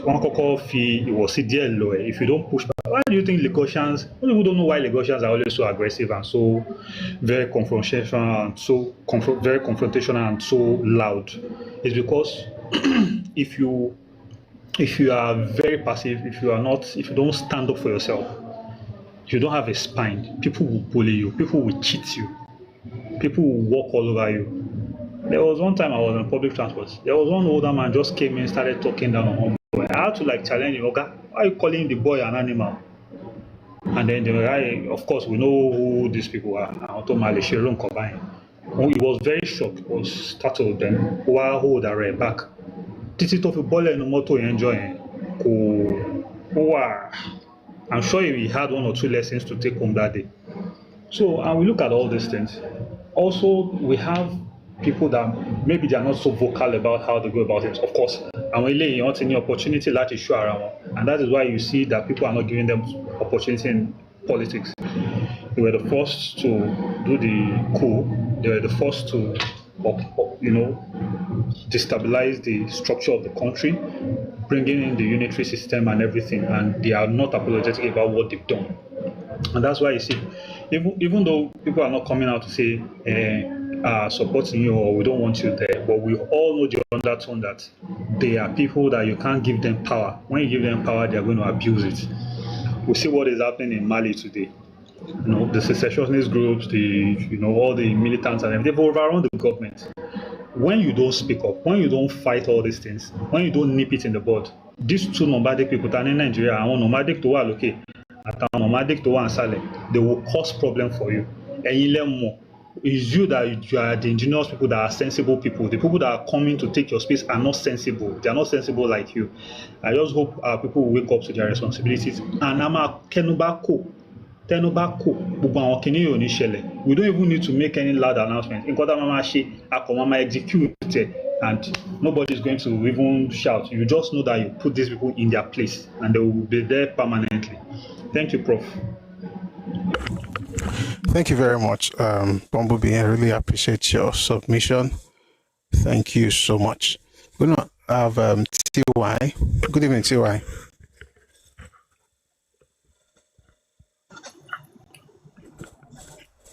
Hello? Hello, you see, it's my voice is very bad. I have cold. I just want to bring something to your attention and our people, everybody, attention. There are things that we need to do that we have not been doing. Because we are not doing those things, it has emboldened our visitors, the strangers that came to our land from their own place, and they are now going too much. We can see when Nnamdi Kanu was saying that if they want to go, they have 13 states in Nigeria that they would like to take with them. And now, when they asked them, where are these 13 states? They mentioned them all. And they were telling them that these states are not your state. And their answers from every single Igbo that I've ever met is that they have Igbo speaking person in that state. Because they have Igbo speaking person there, which are minority of that place, they now claim the place. Now we saw a kind of post that is going around where Ibos are saying Lagos Igbo hangouts. And this is where I think they want to start this their claiming of people's land. I don't know where Igbo people become Lagos Igbo. I don't know which part of the constitution that say Igbo are from Lagos, that they call themselves Lagos Igbo. And therefore, this their hangout is going to take place on the 21st, according to the post of June this year. And I think as Yoruba conservatives, when we have been talking about these people and we have evidences while they were laying claim to our land in Lagos, I think we have to take a court injunction. This is my suggestion, to take court to stop this thing of Lagos Igbo. All right, thank you very much. Thank you. Okay. 1 minute, please. What I want to... I would have appreciated something about the topic, if you get what I mean. But please take a minute, please. The topic is also part of this thing, because when people start saying that they are a Lagos Igbo, invariably they will have the opportunity to interfere into your politics.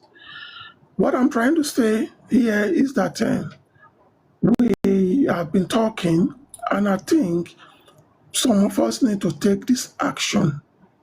once and for all to let these people know that it's not just talking. We have to take action by, I suggest, a court injunction for them to change that Lagos Igbo to Lagos, the Igbo living in Lagos. Igbo living in Lagos handout. All right. Thank you. Thank you. Thank you very much. I've also been to. No, we have to wrap up now because I'm going to have to run very soon. Like I'm going to have to run. But thank you. And I think it's an important thing when it comes to people hyphenizing. You know, this hyphenizing thing. When you start hyphenating, when they begin to hyphenate identity. Sorry, I have to mute you. When they begin to hyphenate identity, it's really because of, it's happened in different places. The idea basically is to change the idea of an ethnic identity in a particular place. And I've seen it, we've talked about it before, and there is something. So things like that, to be honest, things like that are not even things to discuss in public. Like if you want to do something like that, there's something I want to say, but there's something. Anyway, I get the point, and thank you for bringing it up. But it's important that people also understand the fact that some of these things are not harmless, right? They are designed for a particular purpose, and what you discover eventually is that certain people have ulterior motives, and you hear it in the way they talk. You hear it in the kind of things they do. Like I think it was last year, there was this young lady who was trying to have trying to organize like a gallery of sort, right? And then just appropriating your stuff. And then people called that out on it. It's about to, normally and converge, that was a mistake, or that's not what I meant, or whatever. No, she dug in her heels, doubled down until I don't know what happened. The whole show looked like a joke. But yeah, it's one of the things I believe that people should talk about, and people should also be aware. And when it comes to getting the government involved, I think those are things that to be discussed off air. But thank you very much for coming up to. I really appreciate your submission. Like I said, I'm going to have to run, and that's what we're actually doing to this session this way. That's why I'm not coming on camera, because I have to get into some things. But I want to appreciate every single person who showed up. Thank you for your support. Thanks for liking the live.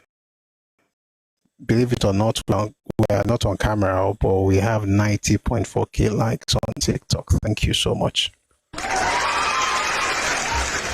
Thank you for your support, Koboko. Thanks to everyone who also liked the live. Thank you, Happy71. Thanks everybody for being here. I really appreciate your support. When you do all this part tapping, it actually goes a long way, because that way the live stream is pushed to the FYP. And if you're on TikTok, please click on the heart icon, above my image to join the team.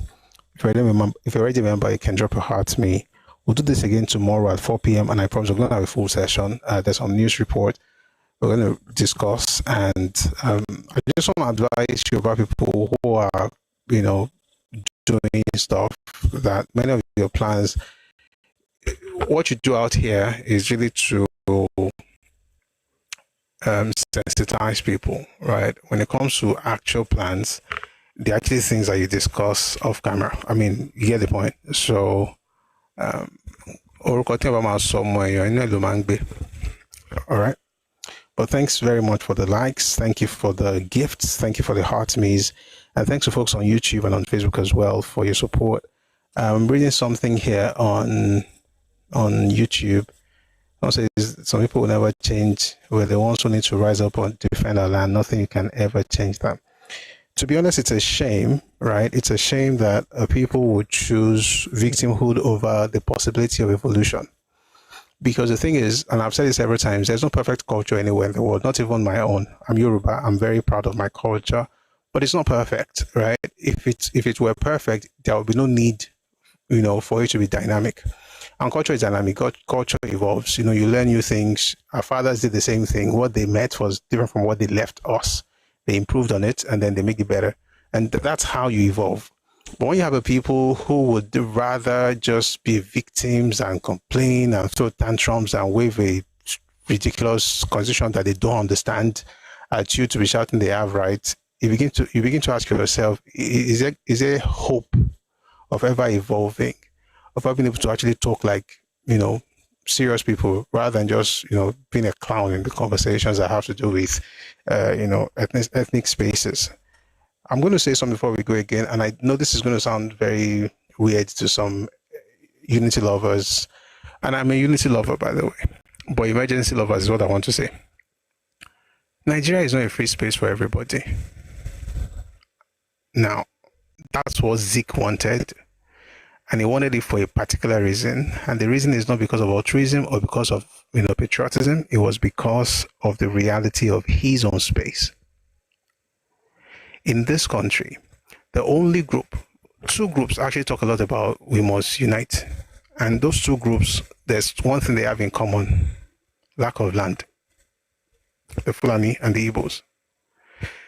The reason I don't talk about Fulani laws is that Fulani's issue is usually governmental because they're very strategic. And so when you want to have Ruga, when you want to have land, you use Ruga. You use something like that in Plateau, in Kaduna in the 1970s, 80s, right?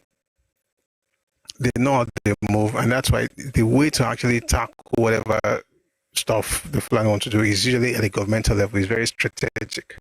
You want to make sure that your leaders are thinking people that are strategic. They're not saying, "Oh, come on, open a colony in our Yorubaland." That one is a governmental, issue. When it comes to the Ibos, what they do is more insidious. They don't have the patience, or the strategic thinking of people with foresight. What they do essentially is to blackmail you into getting what they want, or blackmail you into you giving what they want. That's why you have a lot of Yoruba people, particularly in Nigeria. A lot of Yoruba people are but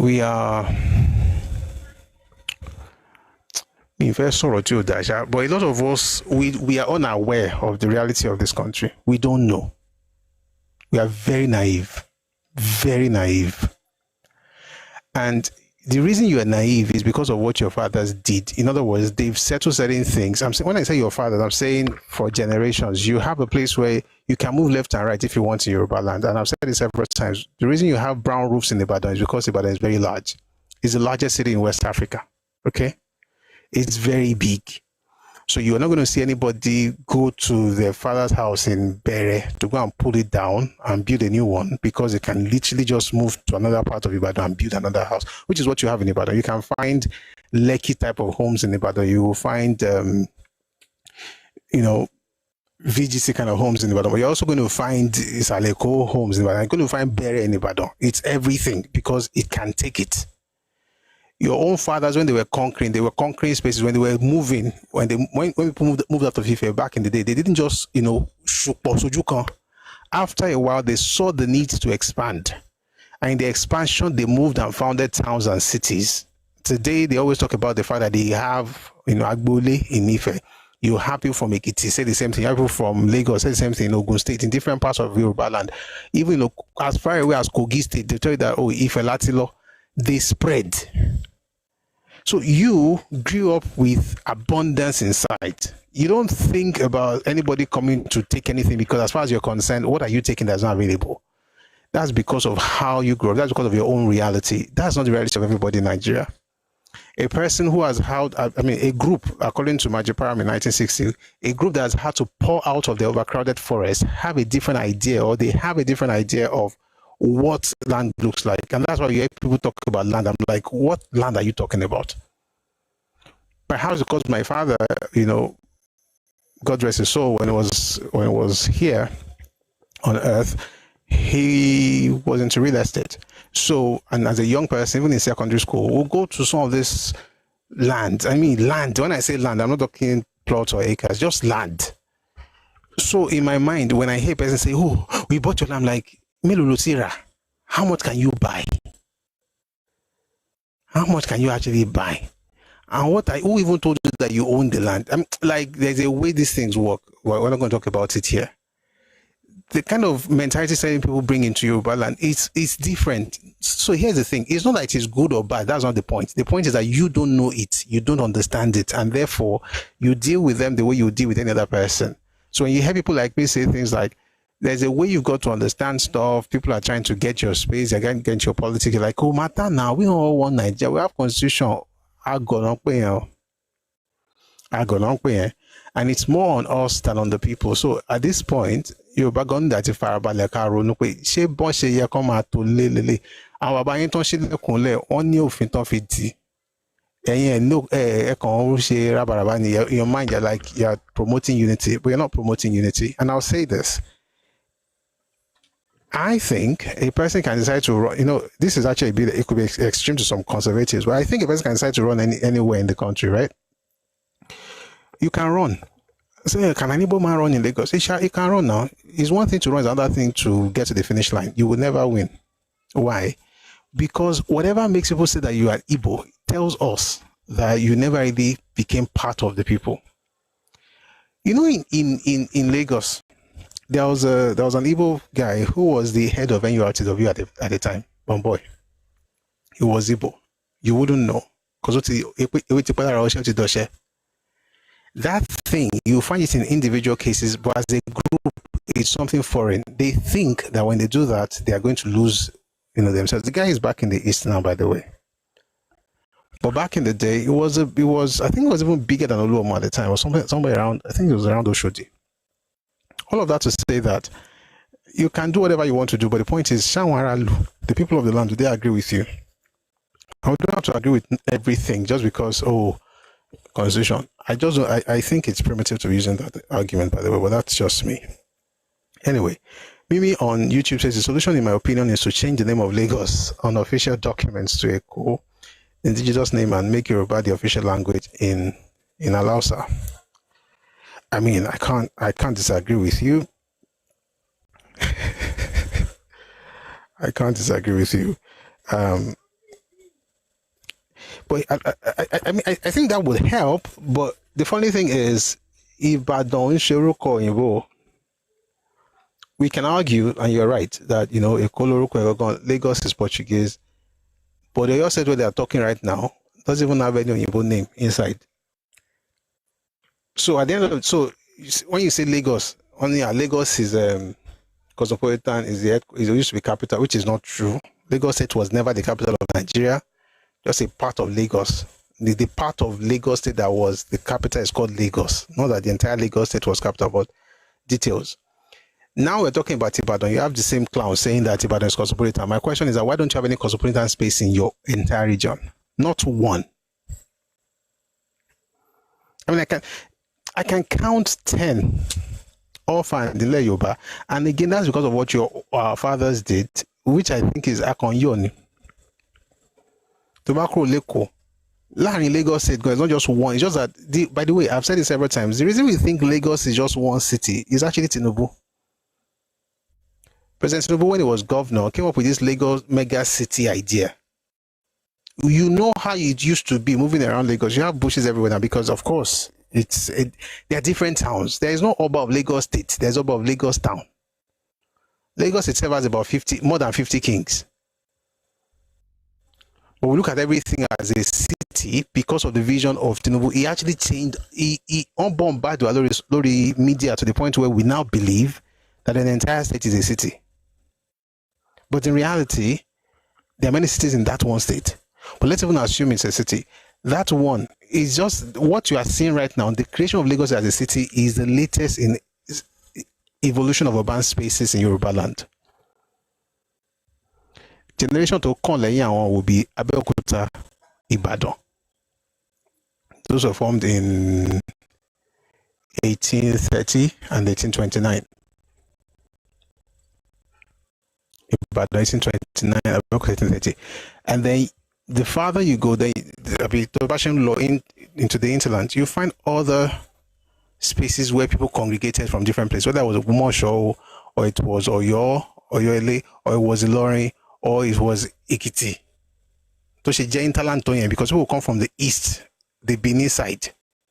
They were not native to Ekiti, but they used to move to Ekiti and to Owo or Ife. That actually people from all over West Africa, long before anybody knew what town or cities looked like in this part of the world. The point I'm trying to make is that folks who come from places where there's no cosmopolitan spaces and where their fathers could not build one or build any should not be the ones dictating to us what living in cosmopolitan spaces look like. We determine how it runs, and nobody gets to come to Yorubaland and says, oh, there's a way you must do it. You don't even know what it is. And I've said it several times. There's a story, there's a joke in America where people say things like, oh, if you want to cook a rabbit stew, right? So what are the steps in cooking a rabbit stew? Well, the first step is you have to catch a rabbit. If you're going to teach people how to have cosmopolitan or how to structure or build or whatever cosmopolitan spaces, how to govern cosmopolitan spaces, maybe we should build one first and let them open up Oka.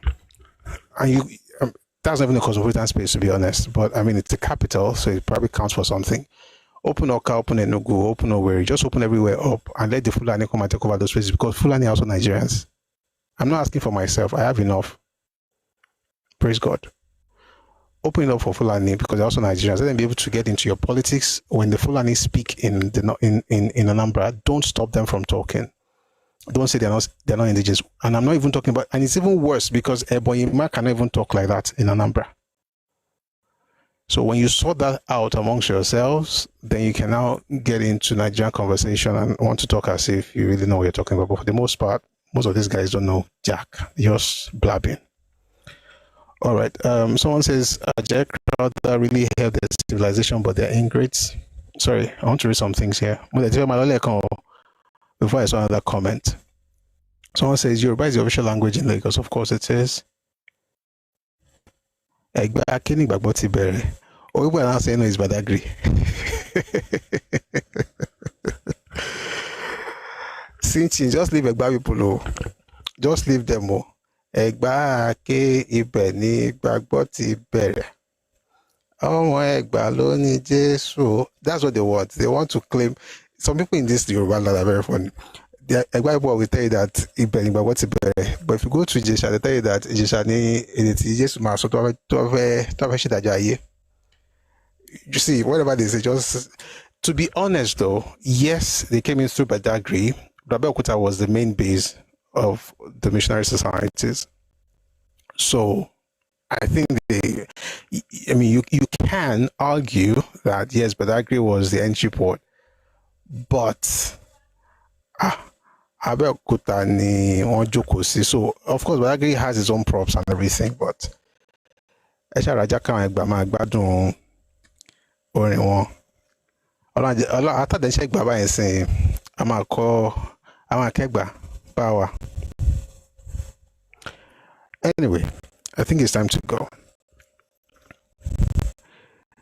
I will be here on Monday on Tuesday, that's tomorrow, and I hope to have everyone join us. We're gonna have a great time together. Koboko says I've heard that too about Judgment Day. Ijesha people, that's what they used to say. I grew up in my dad's church. We had loved Ijesha people. Maybe that's why I see Yoruba differently. The church where I grew up, when we used to have harvest, right? We used to have harvest. We celebrate the ìlú Nikaluku. That's where one kọrin àwọn Ìjẹ̀ṣà. One kọ ti Ifẹ̀, one kọrin Ifẹ̀. One ṣe Ẹ̀gbá, one máa kọ. And it's church harvest. I mean, and yeah, today we are all, many of us, not all, but many of us are Pentecostals and all. But I think we've got to be very careful not to jettison our heritage. I think identity under the guise of faith. That's another topic on its own. Even Paul talked about being from the tribe of Benjamin, and we said Jesus is from the tribe of Judah. Let's not be stupid with all this. My faith doesn't allow. You better allows it, or else allow Marshall. Anyway, I want Abeokuta actually argue in the comment section. Okay, no, the first church is in Abeokuta. Atigbo, Ades. You two go say how far. People are having a great time in the comment section. Olaiwola says Egba stretches down to Moshalashi Mushin. No, Beko. I saw some people writing some things online the other day. We are done for today. We're just gisting, talking about our combine outside the Bikon. We have to also be very careful. Why did that down? Can say bell. Àwọn Ẹ̀gbá lè máa gbé ibì kan kò túmọ̀ sí pé ilẹ̀ wọn débì kan o.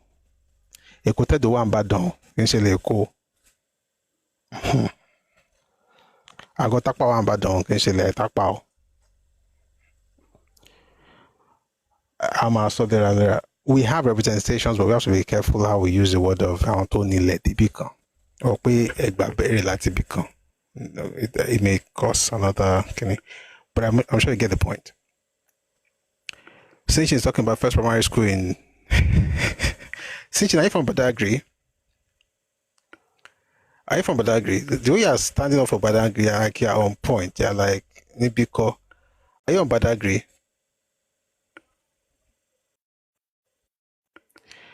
Sorry, that's you on Badagry. Sorry, I was reading an Igbo guy.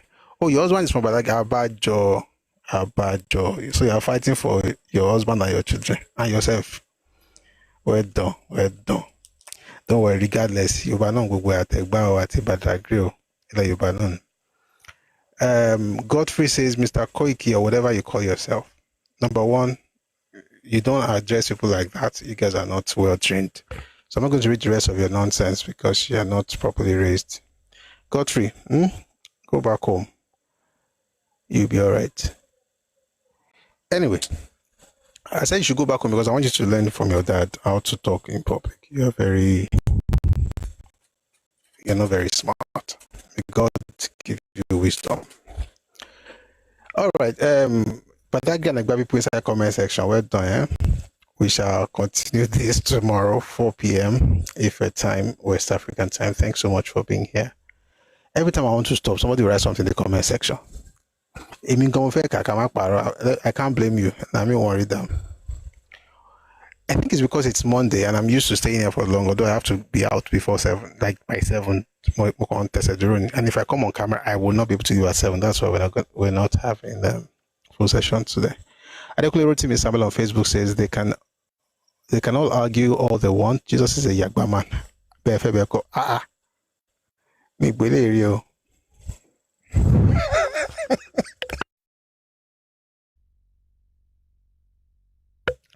That's impossible. How? Jesus is from Agba. What's it about? Mr. Laiwola on TikTok says Ikeja is a Ikorodu district. No, Ikeja is not though. Let's talk about this one. Ikeja is named after a local deity. Akeja. Ikeja is not. Some people used to say is Ikorodu joint administrative Kiniko. That's not what Ikeja is, a town on its own. So I think we also have to realize that, again, I know I said it before, so Ilu Lagos State too. Eko is a town on its own. Our towns, our ìlú mi náà tún wà nínú ìpínlẹ̀. Ìpínlẹ̀ Èkó yàtọ̀ sí ìlú Èkó. Gbogbo àwọn bí ten dárúkọ yẹn. There are some people's ancestral homes, right? They're not just created by administrative convenience, right? So Lagos Colony is different from Lagos Capital. I have to run, but let me just say this before we go. Maybe I'll still say more. Kamawo. So there's Lagos Capital. That's the one you're talking about. Tobere láti Jibo area Ojuelegba.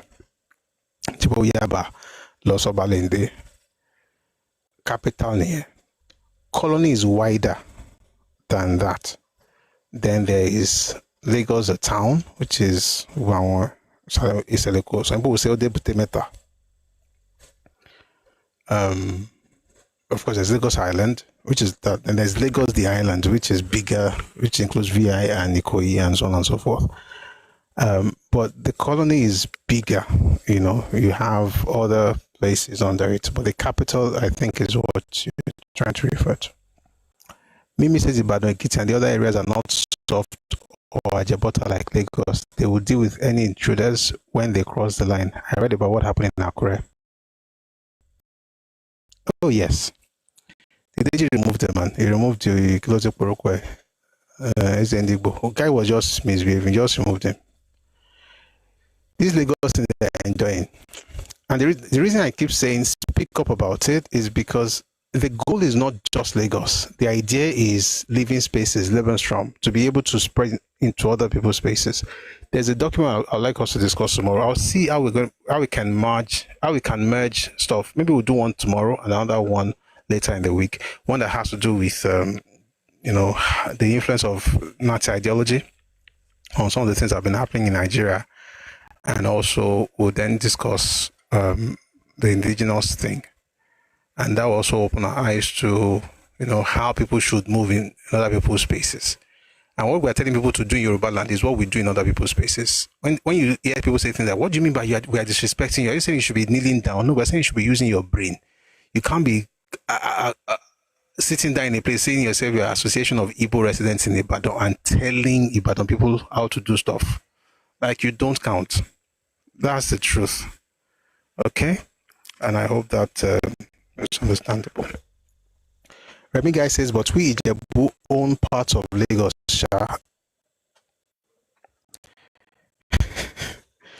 Which parts?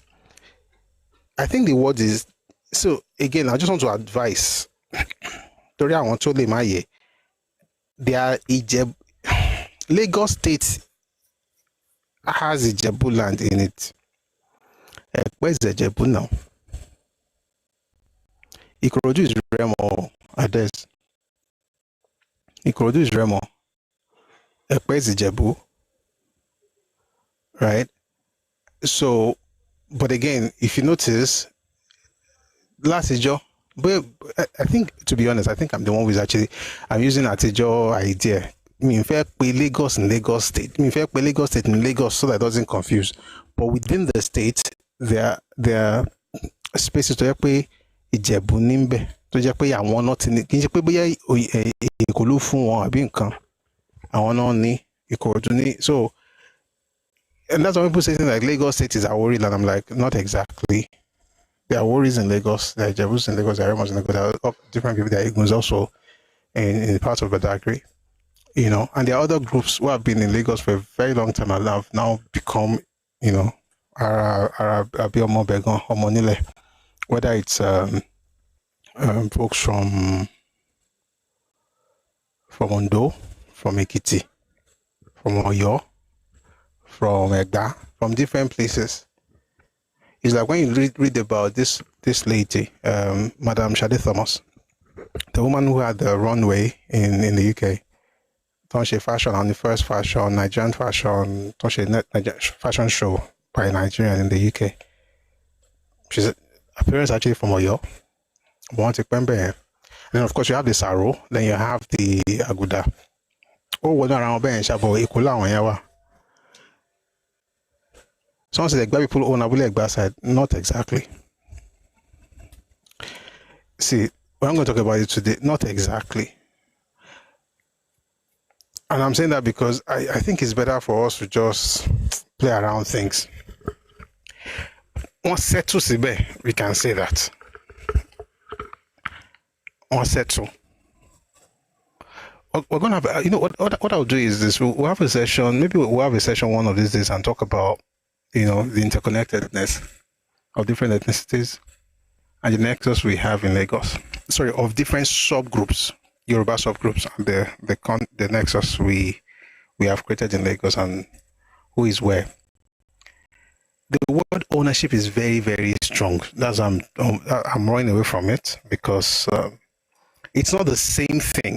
Sabule Egba is not the same thing as Ikorodu or Ekpe. Some of the things that we consider to be ancient, actually, some of those things happened in the last 150 years, 100 years, with certain conditions they're not going to have, in those other places. But yeah, I really have to run now. Thank you very much for making today's session, really cool. Tomorrow, Lagbara alone, we'll have a full session, and I'm sure you're going to have a great time. So before we go, we're going to listen to the anthems. Well, thank you very much for being here. Thanks to the people who powered up and liked. Thanks for the gifters. Thanks to the gifters, and thanks to everyone, here. God bless you. We're going to listen to our anthems, and then we'll call it a day to come back at 4 p.m. If time, West African time. No, here's the Nigerian anthem. Enjoy.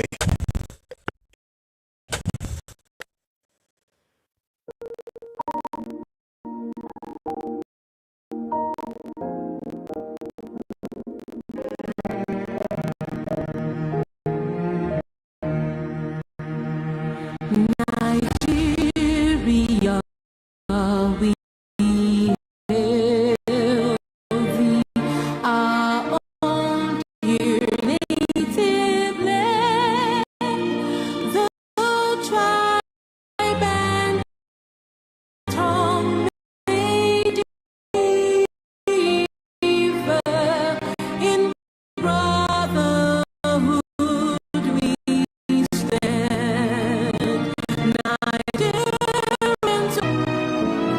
Our flag shall be a symbol that truth and justice reign, in peace or battle honored, and this we count as gain.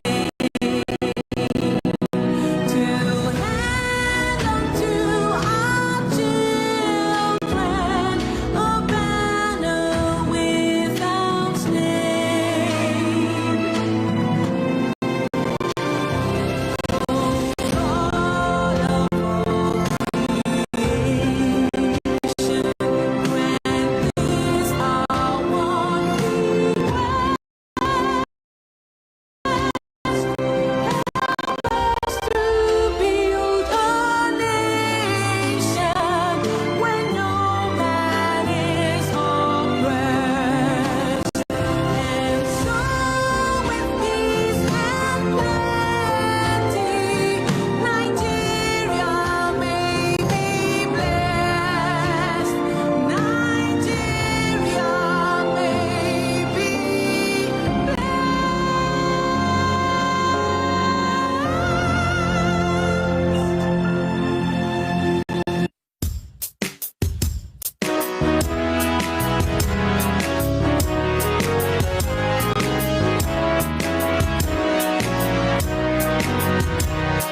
iṣẹ́ wa fúnlẹ̀ wa, fún ilẹ̀-èdè wa. Tàgbéga, tàgbéga, tàgbéga fáyé rí. Ìgbàgbọ́ wa ni pé bá ti bẹ̀rù làbọ̀ mọ́. Ká ṣiṣẹ́, ká ṣiṣẹ́, ká ṣiṣẹ́, ká jọlá. Ìṣọ̀kan àti òmìnira ni ẹ jẹ́ ká máa lépa. Tẹ̀síwájú fọ̀pọ̀ ire àtohun tó dára. Ọmọ òkàdílé, bọ́ sípò ẹ̀tọ́ rẹ. Ìwọ ni ìmọ́lẹ̀ ògo adúláwọ̀. Àwa ni ìmọ́lẹ̀ òkè adúláwọ̀, ìmọ́lẹ̀ wọ̀ ní wọ́kùn lágbára Ọlọ́run. Láyébọ ní bàjẹ́, Nàìjíríà náà ní bàjẹ́. My Yusuf on YouTube says, Godfrey, I think he's talking to the one who was insulting me. So listen to history and you will be emancipated. Your father is a stranger in Yorubaland, even if you speak the language of the indigenous people. Absolutely. And I think it's fair. Like, if I move to another person's land, I'll also be a stranger. I don't know why people are just moving around as if they have no homes, but it is well with everybody. May God bless you. May God bless your family. May God bless our land. And may things work for us all. Thank you very much for being part of today's session. I really do appreciate you. Have a lovely, lovely evening. See you tomorrow, 4 p.m. Ife time, West African time. Odaro. Eshe.